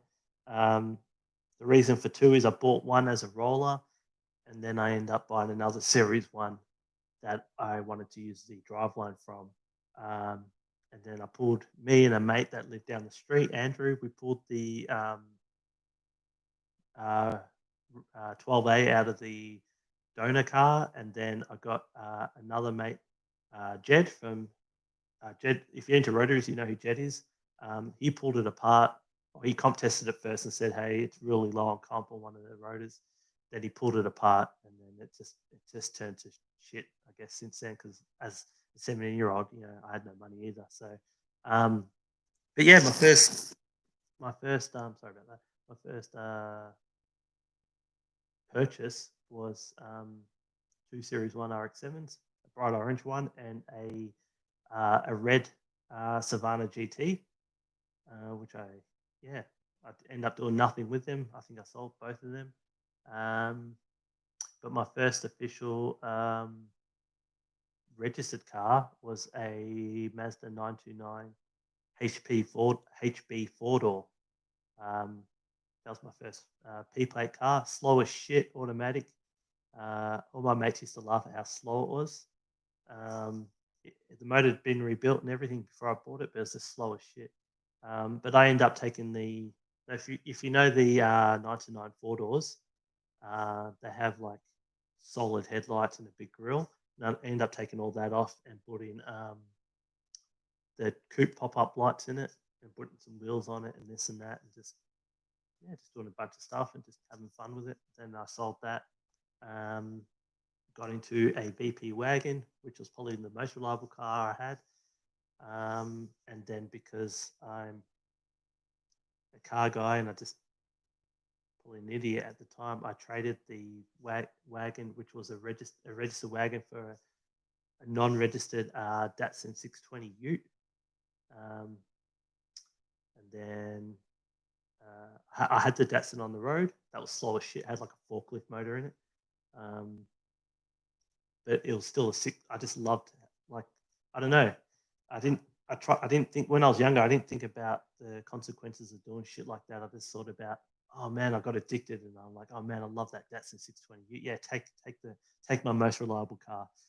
So I was cruising around in the Datsun Ute for a bit, done a bunch of stuff to that, made it look, went with the Japanese look and just tidied it up, and then I traded that for a Mazda 808 with a 12A in it, 808 sedan. Never got that on the road. And then at that time, I also had my blue 808 sedan, which was the RX3 mock-up that you may have seen. I had the U's and PSI plates and stuff on it. So I did a bunch. So in between all those cars, the RX3 is what I had, and I had a Extreme Rotaries 13B turbo in it. And towards the end of its build, before I sold it, I had 16-inch Boyd Connington billets on it, front mount, tuned by Maztec of Melbourne, Anthony Rodriguez. Shout out. I had a Hilux diff built for it, turbo box.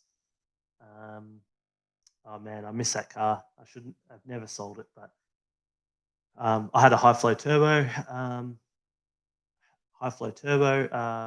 for it, and external gate and all that sort of stuff that I did all later on. And I just tidied it up. Got some interior bits by another mate at the time. Just that was my money pit. I loved it. And then ended up selling that. And then just building a bunch of cars, whether it was a HQ or I had a VP Calais International. I had a VN Clubby. Because at that time, I was working for auto parts store. Roadworthies were a lot easier to get back in the day. Those cars that, while they were worth money, wasn't worth the drug money that they're worth now. So I was sort of flipping cars back then to try and make some money to build cars that I wanted to build. Whereas it's almost impossible to do that sort of stuff at the moment. So, but yeah, I've had a bunch of rotaries. I had a Series 2 12A. After that, that was just a shitter, but it ran. It was fun. I've had a bunch of rotaries, man, and I'm hanging to get back into one. It's just I've just got to be smart with budgets and life in general, I guess. I don't want to fork out 20, 30K to get back into a rotary and then not afford anything else. So that's one of the reasons why I'm trying to grow my streetcar culture platform, is to maybe be able to one day get a project like that again and do a cool build. Brendan, drop a 13 BNA in the wagon. Oh yeah, I've already read that one. So yeah, I hope that answered your question, Brendan. I'm a rotary tragic at heart. Love everything rotary, but I'm not one-eyed. I love V8s. I love sixes. I love Japanese cars, Ford bangers. I think that's how you tell you're a real car enthusiast when you might like a platform, but you appreciate everything else. You're not like, that's a piece of shit, whatever. I think that defines a real enthusiast from the one-eyed wannabes. How about a budget rotary in the wagon? Yeah, possibly. I've got another mate that's offered me a 12A um, for a pretty cheap price. Shout out, Kel. Um, but I'm humming and hawing about it for the fact that I want to, like it sounds like it's got good compression, but even low compression rotors can sound like it's got good compression. So I'd probably want to do a comp test, and if the comp's up all right, um, then yeah, possibly just a standard 12A of a Series One gearbox, a little 48 IDA Weber or something for now. Maybe that could be an option. Um, but ultimately, I want to keep the theme. It probably won't be within the budget realm of content, but I want to keep the theme of doing the wagon as a sleeper, a proper sleeper. That's pushing 400 to 600 horsepower on a platform that can be engineered. That's my ultimate goal. But perhaps in the short term, I can fit that 12A, make a couple of videos on it. At least I'll be able to cruise it around, have a bit of fun in it. The 12A rotor is just a standard port, I guess. He bought it. Actually, yeah, I don't know if he's watching, but Cal bought it, I think, as a spare, or he probably got it cheap or whatever. So the hardest thing about rotor is yeah, you can buy it cheap, it might last a month, or it might last 10 years, unless you know who's built it, what the internals are like. Has it been running? Even something as simple as has it been run with coolant or water, because they run water seals and stuff like that. Is there corrosion? Has it been sitting in water? It's always going to be a gamble. So, but yeah, that's like I said, that might be an option that I suss out. But I want to actually go and inspect the rotor housings and stuff, and rotors and stuff, and like inspect the engine as much as I can. The thing about 12As too is it's harder to get 12A housings these days. So therefore, it's harder to get really good secondhand 12A housings if these housings are no good, or I'd have to rebuild or whatever. So while you're saving money in the short run, you might actually be paying more in the long run with machining down 13B housings or whatever, because 12A stuff is just getting really hard to get. Let's have a look. Everyday car would be pretty cool. Yeah, like I said, could be something I do in the short term. But I want to, with the 99 wagon, I want the wagon to still keep its look how it is, look like a complete shitter, but I just want it to be, be a weapon of a car. So I'm hoping it goes that way. We'll see, and surprise a few people. Brendan, geez, the prices of all rotaries are crazy. Now I wish I had kept all the ones I've owned too. Yeah, man, we all do. When did I get I got my 808 mock-up sedan with the 13B turbo already in it, but just I'm running a Microtech with top mount. I got that back in, would have been late, I would have been 19 or 20 or something. I still paid 9,000 back then for it. I overpaid for it. The body wasn't the greatest or whatever, but I really wanted one. But yeah, that's crazy money. Like for me to get an 808 sedan or RX3 sedan, I probably can't get anything under 40, 50K, and that's probably just a Bridgeport with a Weber. But what can you do, man? That's life. It's all hindsight, but yeah, I'll work up to it, mate. Might be 5 years, might be 10 years, but I'll work up to it. Everyday car, a little toy would be cool in the wagon. Unique and probably still be worth something decent after conversion. Yeah, man. I don't know if I'm sort of ever gonna part with the wagon, especially with what I just explained, that anything old Mazda related is expensive to get in the market for. And luckily, I had a mate, Jarrell, that looked after me like mega on the wagon and gave it to me for a really good price. So with that in mind, I don't know. Yeah, I don't know if the wagon's going to be something that's I'm really ever going to want to part with unless I really have to.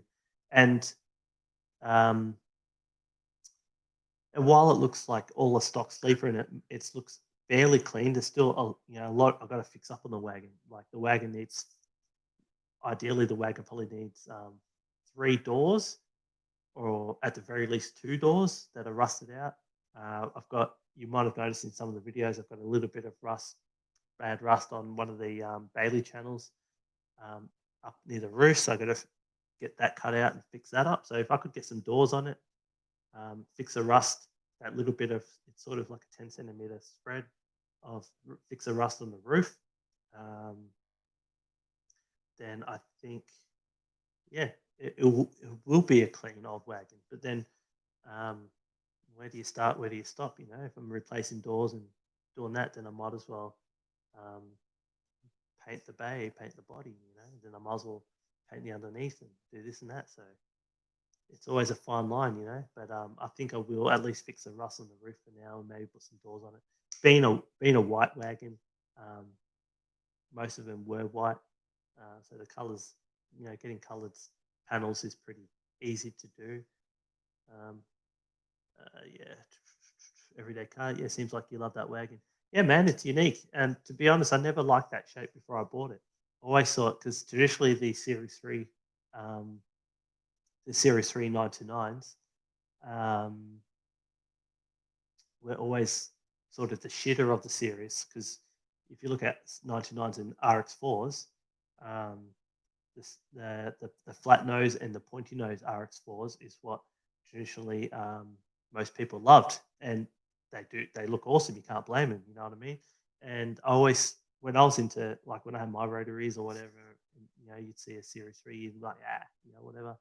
Series 3 is like not the one that's as nice looking and as popular. But after getting the wagon off Durrell, I've actually come to sort of appreciate the Merc front end, as they call it, because it's a big grill or whatever. So I've come to appreciate um, the Series 3 front end a lot more. And it's sort of, I don't mind the shape now.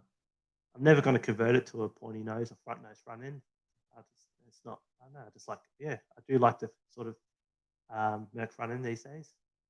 I don't like, my opinion only, I'm not a huge fan of the Merc front end in a coupe or sedan, but actually in a wagon, I don't mind it. I just feel in a coupe or sedan, they're a big square front end, and then traditionally the coupe and sedan shape were made for the pointy and front nose, and I just don't know if the big bar, the big front bumper, sort of matches that theme. But that's only my opinion. But yeah, so we're hitting on 2 hours now, so that's awesome. Appreciate you guys interacting and stuff. But yeah, like I said, I'm happy to stay here for another an hour if you want to keep talking shit. Otherwise, if you guys aren't into it, I'll head off. I like to hump around the rear door area of the 99. I think I like cool. Keep this Yeah, exactly like I just explained. That's my vision for the wagon. The wagon is to have a modern power plant in it that can that is capable of the 400 to 600 horsepower, but keeping the body as shitter looking and as survivory sleeper looking as I can.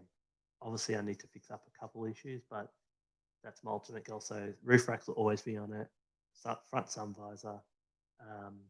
The wheels that I got on it are just Mazda van rims from that same era. And they've just been widened to 8 inches on the rear, and they've been, I think there's the original van rims are only like 4 inches. So I've got the four, so made it look like original, but still has like the cheese cutters with the fats on the back. The interior is really clean. The interior is a blue interior. I'm not really going to touch the interior. All I'm going to do is maybe do a dash top in it. But the interior is super clean. Yeah. Ideally, though, I think my ultimate goal is to get another RX-7. I love Series 1 RX-7, so I think ultimately I'll get another RX-7 and build that up. But we'll see how it goes. I'll put my thing in here.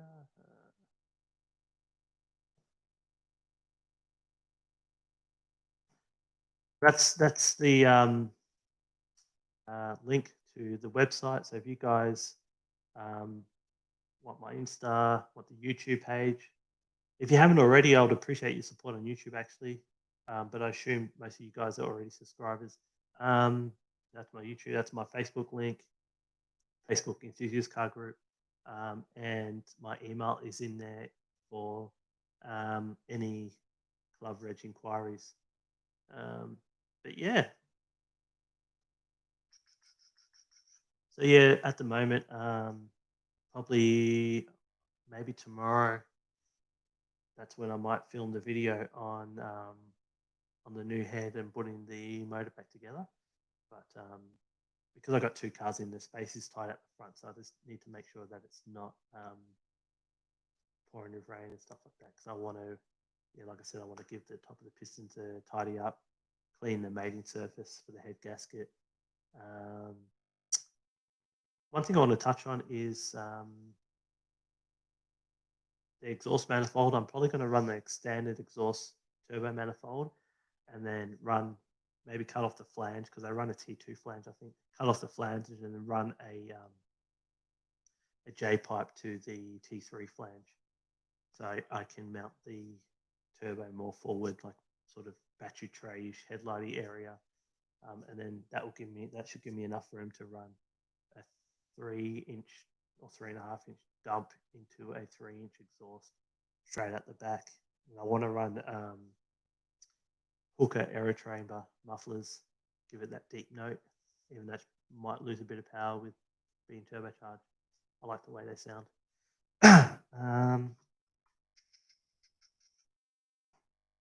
Yeah, feel free. I'm going to hang around another 5-10 minutes. If there's no, I'll hang around longer if there's questions. If you guys want to hit me up for anything. Otherwise, if there's no questions or anything, then I will head off.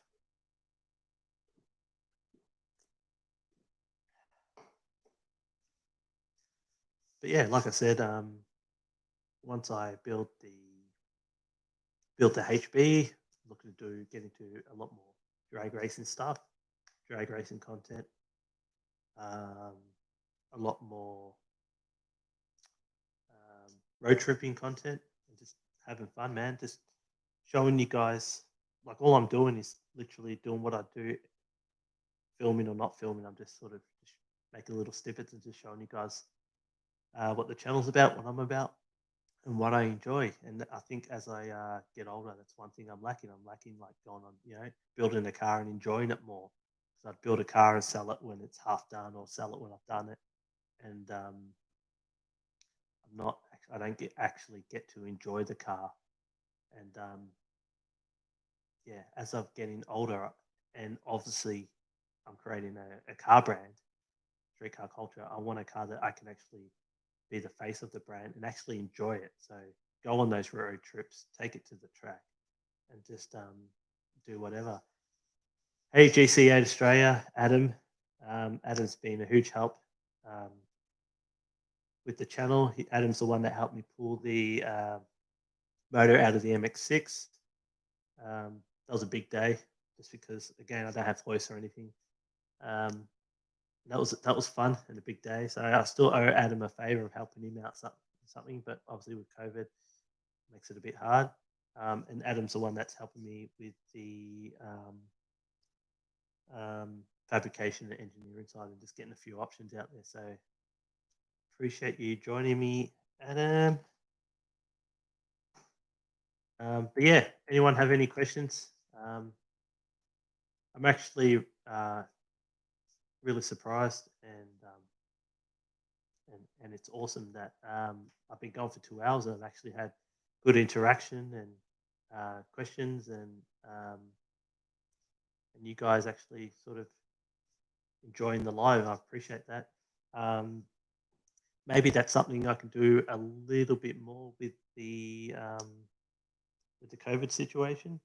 Obviously, with COVID, the content might be a bit hard to pull out, but maybe I can just do a couple Q&As and whatnot. So, but yeah, ultimately, with my channel, I'm only been doing like proper car content for a year and a half, so my channel's not, in time frame, it's not a big channel. Like it hasn't been in existence for a long time. So I've got tentative plans, 5 years, 10 years in place of what I want to build and where I want to be and stuff like that with the channel. Um, I am gonna like I'm gonna be continuing with the channel, so I'm not going to be not doing car content in 6 months or whatever. I'm always going to do the channel unless touch wood, something happens that I can't prevents me from doing that. Um, but yeah, my obviously my dream is to grow street car culture. Just link up with cool dudes and just build super cool rides, in the future. But at the moment, it's all a dream, so we'll see where that takes us. Um, and GC8, you owe me nothing, buddy. Just glad I could help. Yeah, man. I have to help you. You know, I was raised with morals, mate. So you help me. I need to return the favour at some point. Work on one of your bloody weird sideways piston motors. But yeah, obviously, I hope you're doing well too, Adam, with the COVID shit. That's just we've gone back into lockdown again for 6 weeks.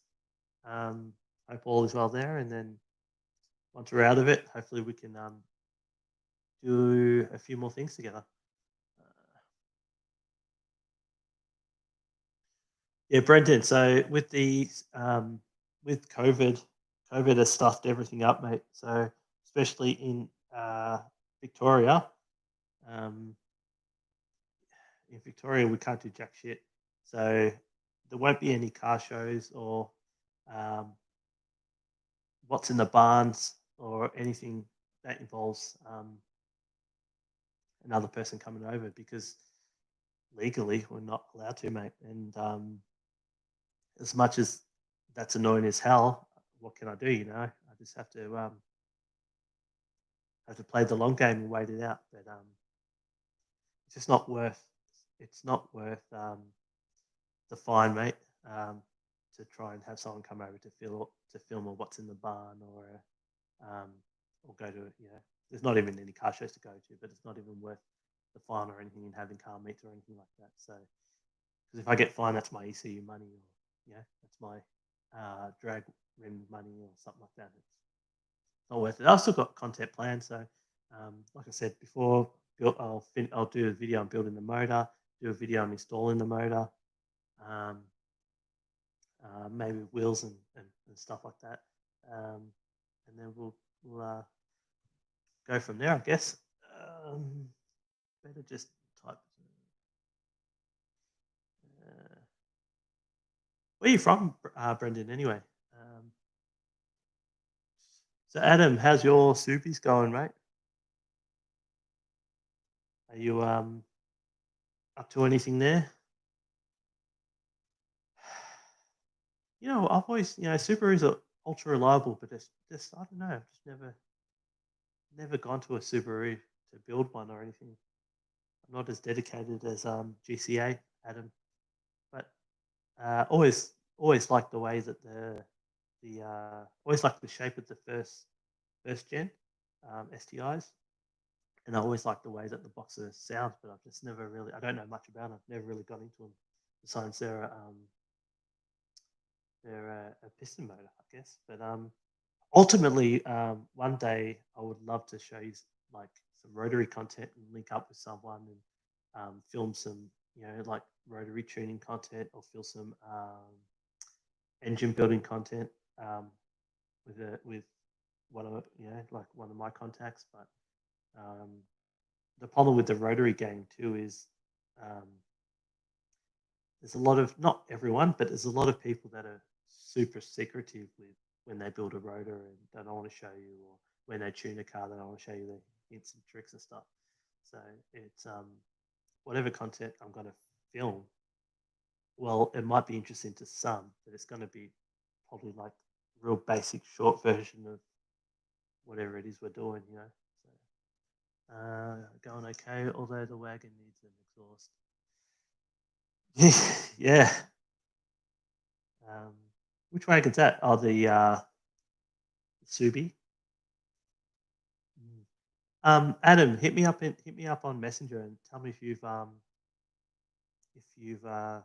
thought about what we spoke about the other week. But yeah, I don't know if you guys can realize, but I'm wearing a Holden road pacer. So that's basically when Holden and when Mazda put a rotary in a Holden. Um, this is a Wasabi's Cars T-shirt. Thanks, Daniel O'Grady, sending me a couple T-shirts out. Absolute legend. And part of my future content is Japanese content. So I've been to Japan already, but when I went to Japan, I didn't have a YouTube channel. I went there to explore the car culture and the culture of the city of the place, but I never filmed anything because I never had a YouTube channel. So I got a bloody sorry guys, I'm a bit ISO beard at the moment, but yeah,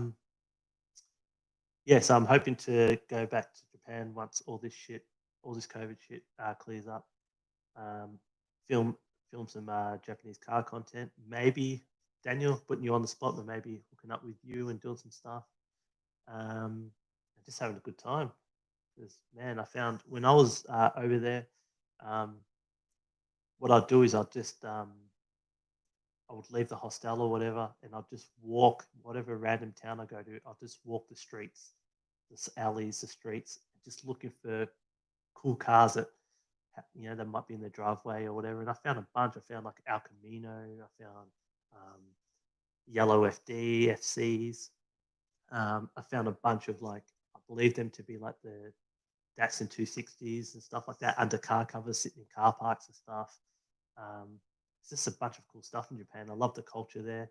Um, I love everything about Japan. And to be honest, like maybe in the future, I'm actually me and my partner are maybe hoping to sort of live there for a year or two. So we're sort of working towards that. But there's a lot of things that's involved in that, and there's a lot of things we need to suss out too, where my channel goes, this and that. So, but ultimately, I'd love to do that. But yeah, either way, whether I'm still going to head back there for some form of holiday and whatnot. Adam gave the old girl polish, but definitely needs a paint. GC8 life, yeah, yeah, mate. I wish I wasn't a mechanic by trade. I wish I was a painter, mate, because that's a bit that costs you money.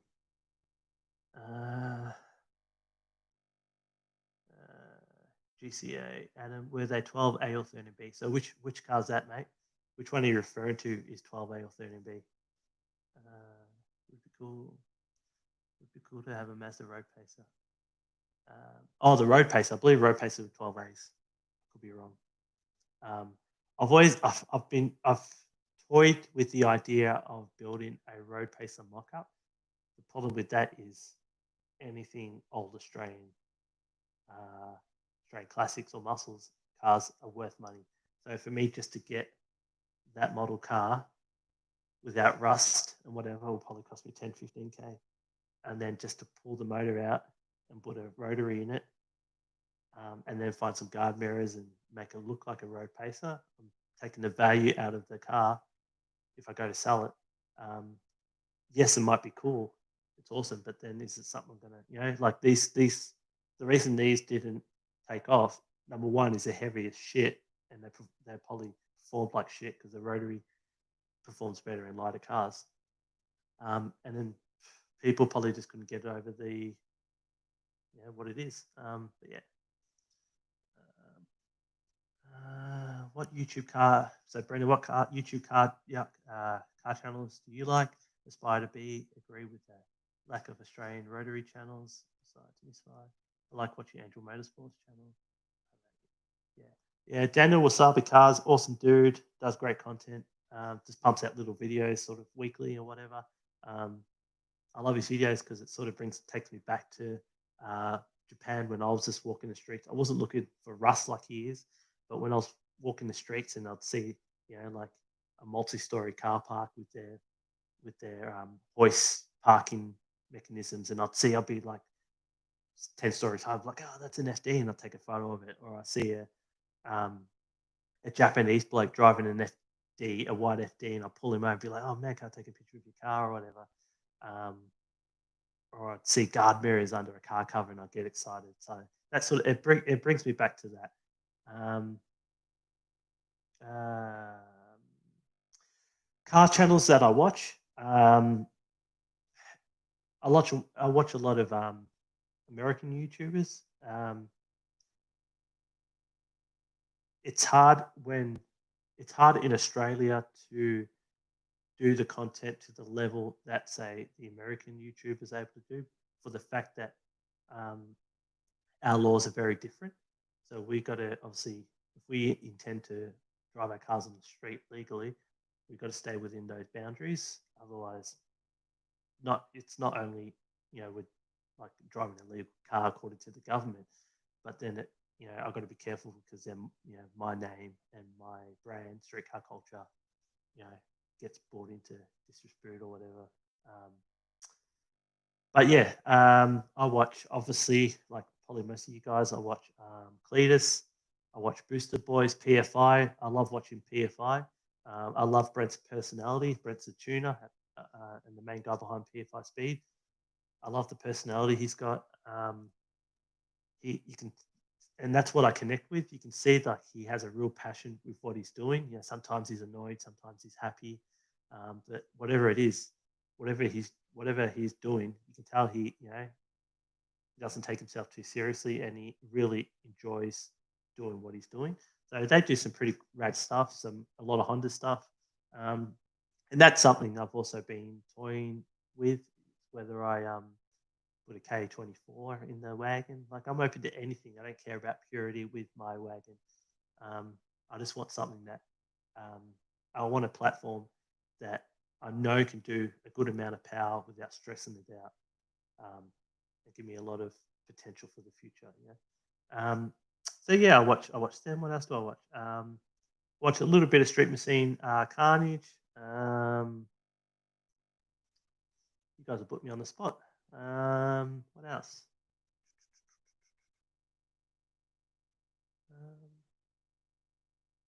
Yeah, I don't know. I can't think. And I'll watch a little bit of Angel Motorsports. I've got to be careful here, but their content's awesome. Awesome content. But they do things a bit different in Puerto Rico. That's all I'll say. But yeah, they look like a good bunch of dudes and do awesome rotary content. Any rotary content's good rotary content. I watch a little bit of Rob Dahm with all his crazy 4 rotor stuff, his 3 rotor stuff, whatever he's doing.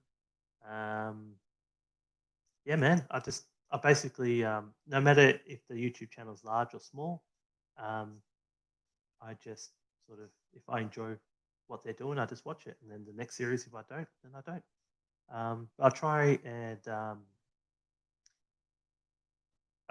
because I know what it's like to try and build a channel. I try and support as many of the smaller YouTubers or Aussies and stuff like that as I can. And at the moment, we've got a lot of Australian automotive content coming out. So as a viewer, you can't be as a viewer, it's awesome. Australian content, Australian YouTube automotive content, awesome. Obviously, I watch MCM Boys. They've been doing it for a long time, and obviously enjoy what they're doing to be doing it that long. I watch. I basically, I try and support smaller channels, whether it's American, Australian. But at the moment we have a lot of Australian content being released, which is awesome. And the content, as a viewer, the content is well edited and this and that. So yeah, pretty much. I pretty much watch probably what most of you guys watch. One of my favorites is actually Nick's Garage. So I don't know if you're still in the chat, Sean, but Nick's Garage is in where is he, in Canada, and he's into Mopars, and you can tell that he's a genuine he has a genuine passion for what he does. He's an old school bloke, a lot older bloke, and he just goes around at his shop building Mopars, engines, fixing shit. So yeah, I watch a lot of Nick's Garage, because yeah, don't get me wrong, like I love my rotaries, but I love my V8s. I love turbo boosted, love supercharged, I love everything. So yeah, don't get me wrong. Hey Joey, hope you've been well, mate. So we've got a few like GC8 Australia and Joey. They both do Australian automotive content. I think Joey's got GC8, obviously with the name. He loves his Subarus, and Joey has Supras. Yeah, hope you're all well. But yeah, like I said, I've just when I used to watch like Goon Squad or stuff like that, and as I said earlier, they sort of like you're watching them rebuild a car, and then you watch them rebuild a car like 10 times. I don't know. For me personally, it just doesn't. I see it 2 or 3 times. I'm like, oh, that's awesome. Then every build series they're at, V-tune, straightening the chassis, then they're doing this and doing that. And while it's awesome content, and they do really good videos, and they're probably a good bunch of guys, it doesn't interest me anymore. Used to watch a bit of Bees for Build. Sort of been turned off that. I don't know. I mix and change. Auto auction rebuilds. This is interesting because I like. Usually he'd walk around Copart and stuff like that. I just find that interesting. Some of you guys might find it boring, yeah, I just watch it. I watch a bit of everything on YouTube. Like I said earlier, we've got awesome amount of Australian content coming out at the moment, and builds happening. Motorfab channel, I've just started watching. I find some of his stuff interesting. And these are all blokes that I'm, as I grow, I'm hoping we can do a bit of, we can do some collab work and do stuff in the future. But I think first step is getting rid of this COVID shit, and second step is finishing the HB, and then third step is road tripping it everywhere. Oh, I love the Skid Factory. The boys that do Skid Factory, Al and Woody. They have a great YouTube channel. Benny's Custom Works, been watching him a little bit, not a bad channel.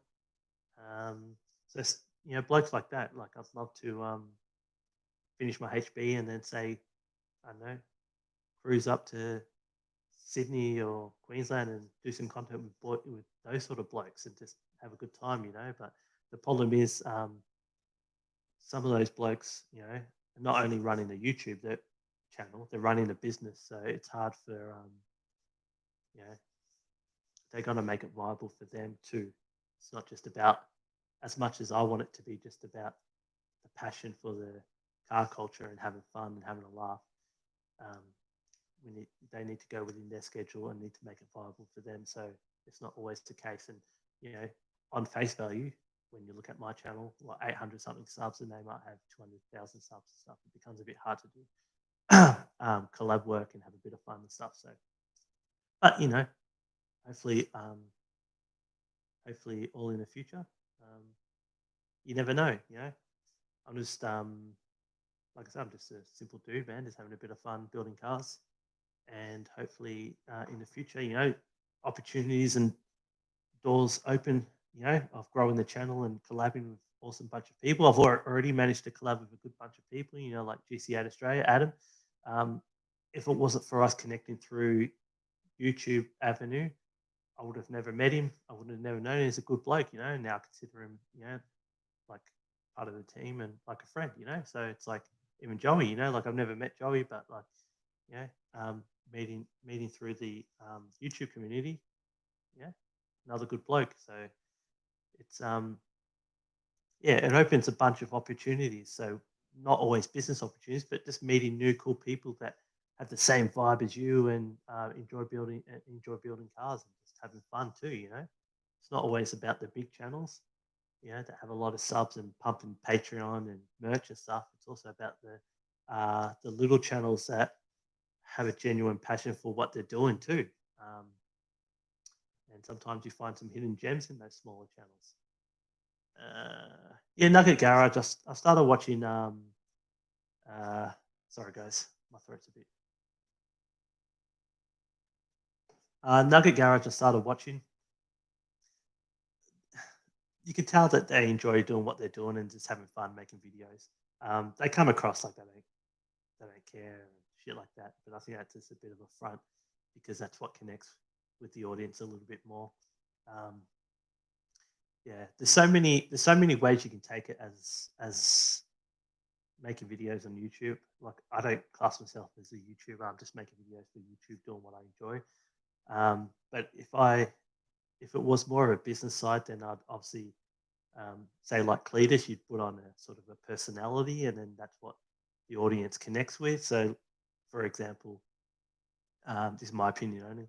For example, like Cletus, like if you were Garrett's friend, he'd be a different person than what we see in the video. So it comes across like he's made this character like Cletus, and then all the American because he's so patriotic and he's like bald eagles and this and that. Obviously, um, all the Stone Cold Steve Austins in America are smacking their cans together, go America, and that's where Cleves gets his audience from. It's a hard one because, like I said, that builds your audience quicker, gets your subs up. But he's found something that works for him, and obviously he's gone from a YouTube channel to a business.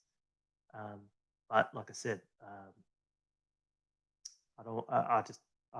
I don't know whether I'm boring or whether you find my videos fun or whatever. I just like to keep my own personality and have a bit of fun.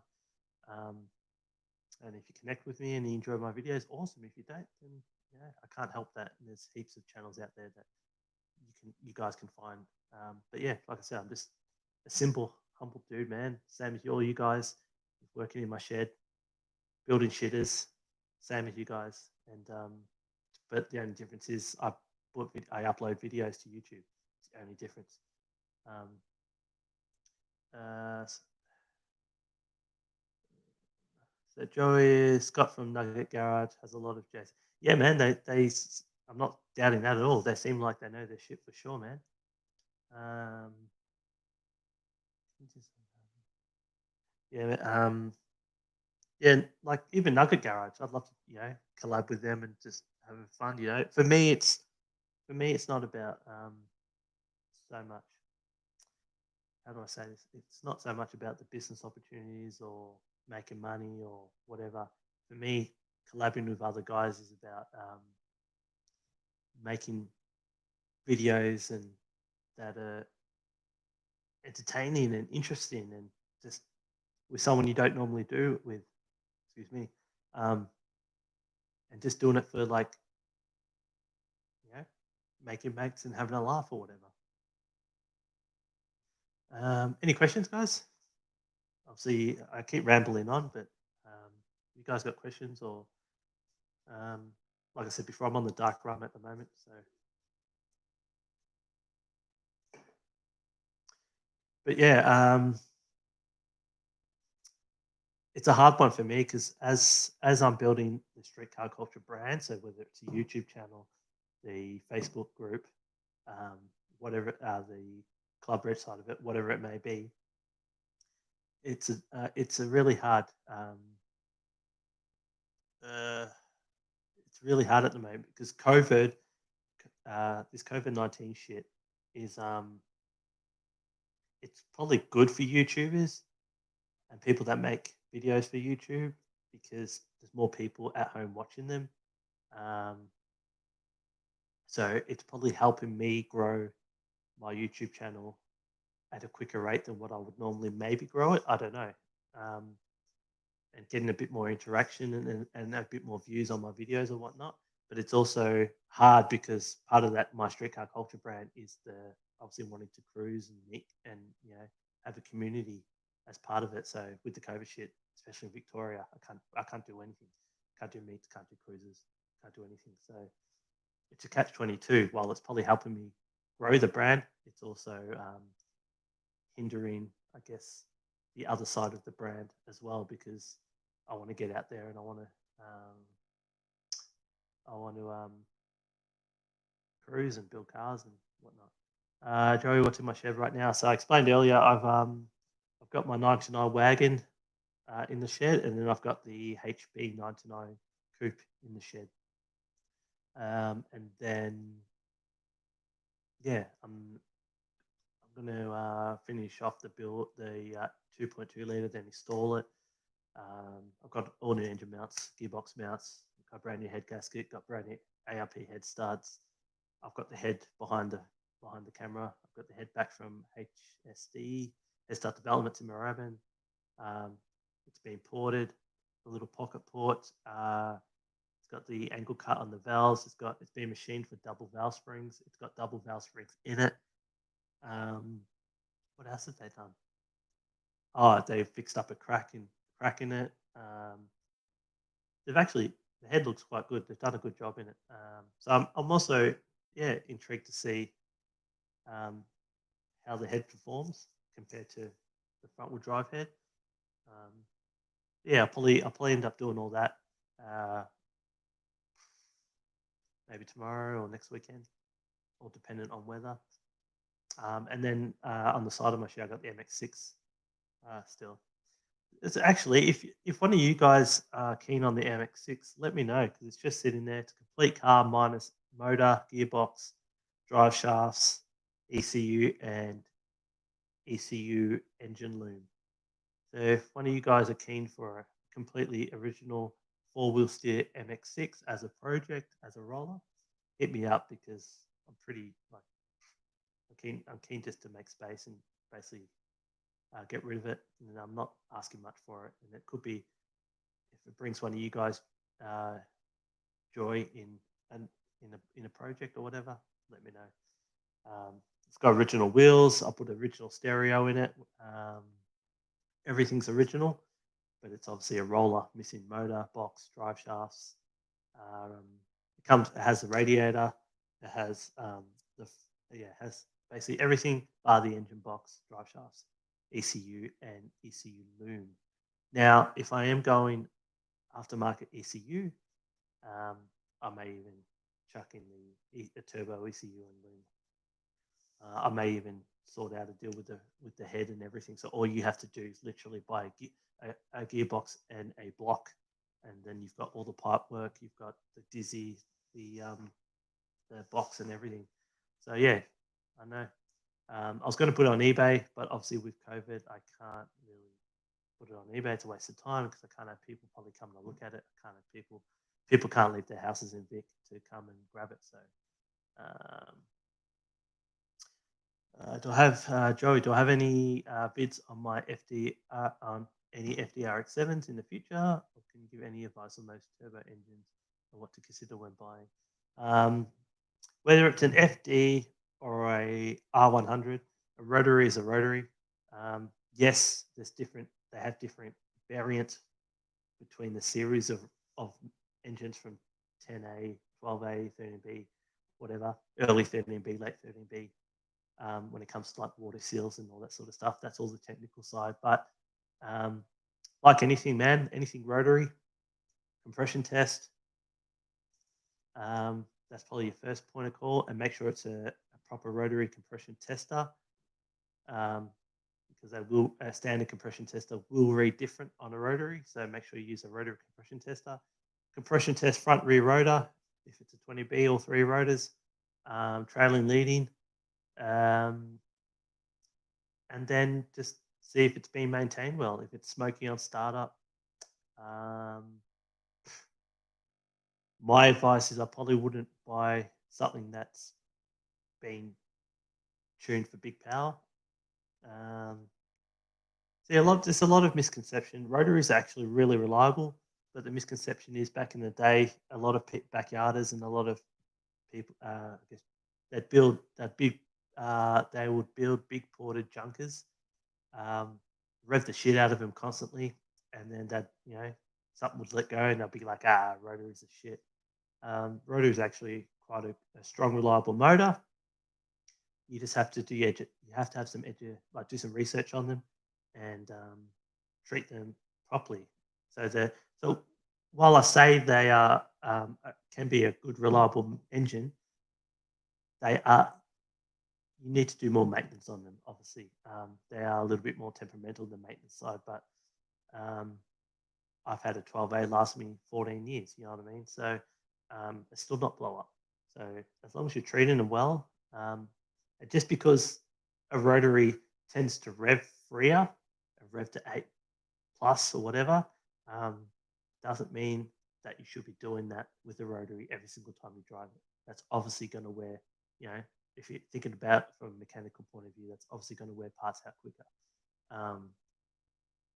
So yeah, warm them, put good oils in them, warm them up, maybe cool them down briefly. Just, regular oil changes, make sure you run the correct coolant. And a rotary will last you for sure.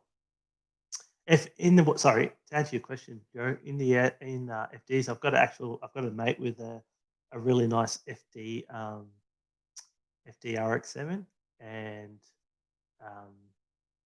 we're obviously been waiting for weather and COVID and stuff, but we're going to do a what's in the barn video with the FD RX7. But yeah, obviously we just got in Victoria. I can't do, like I said, I can't do shit with the COVID and with this weather. Would you recommend pre-mixing if it's stock with the factory? Yeah, man. Everyone has their own opinion, and again, I'm no expert. Yes, I've had a lot of rotaries and whatnot, but please don't class me as an expert. If the engine is stock, then I think there is no issue with the oil meter and pump. Like I said, that engine that I had for lasted me 14 years had a factory oil metering pump. Obviously, things get a bit different when you start pulling power out of them and running bigger boosts and whatnot. Then you obviously might tend to premix. And I know a few people that run bigger bridge ports, like full cut bridges or PPs and stuff, always tend to like premixing. But I don't know. I don't think there's any right or wrong answer with premixing, to be honest, from my opinion. Oil metering pumps were designed for a reason. I think in factory form they do well. Even when I had my 13B turbo and I got it tuned and whatnot and running bigger boosts, I had oil metering pump and never had an issue. But then some people swear by premixing, so that's their choice. Yeah, they do. Obviously, they've done their own research and they're happy with their choice. Yeah, it's hard to answer that one, but I think they both have their advantages and maybe disadvantages. Have you had a 10 car? If you had a 10-car garage, unlimited budget, what cars would you put in? Mate, that's such a hard one.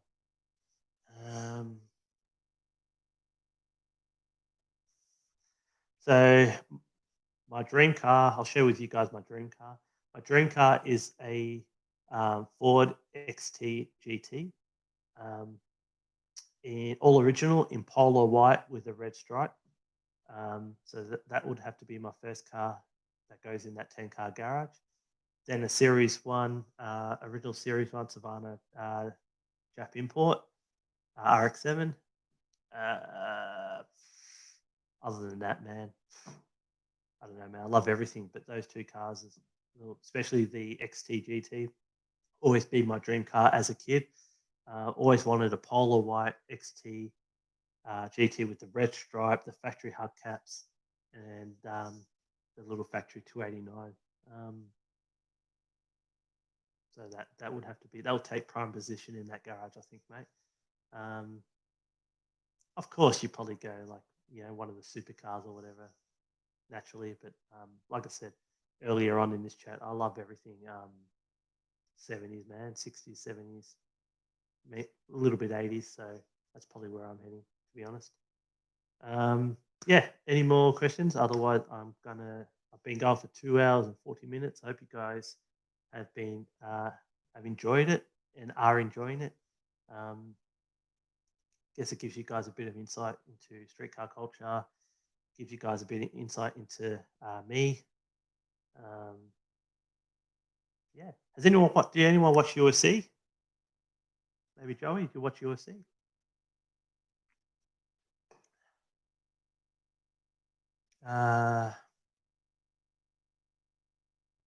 Yeah, thanks, Joe. But yeah, I might sort of guess end it shortly unless you guys have any last minute questions. Otherwise, I hope you guys enjoyed the live stream. I think I'll make it a bit more regular. If you guys are subscribers, please share the if you like sort of what you're seeing, please share the channel with your friends and family and whatnot, and try and grow this channel to to be able to maybe build a 13B turbo in something one day. That'd be the dream. But yeah, for now, no more questions. I think we will we'll keep it there. Thanks for everyone joining the chat. I really appreciate it. Thank you for everyone joining the live stream. Super appreciate it. Means a lot to me. And hope you guys enjoy my videos, and we'll leave it there. Peace out, man. Thank you all.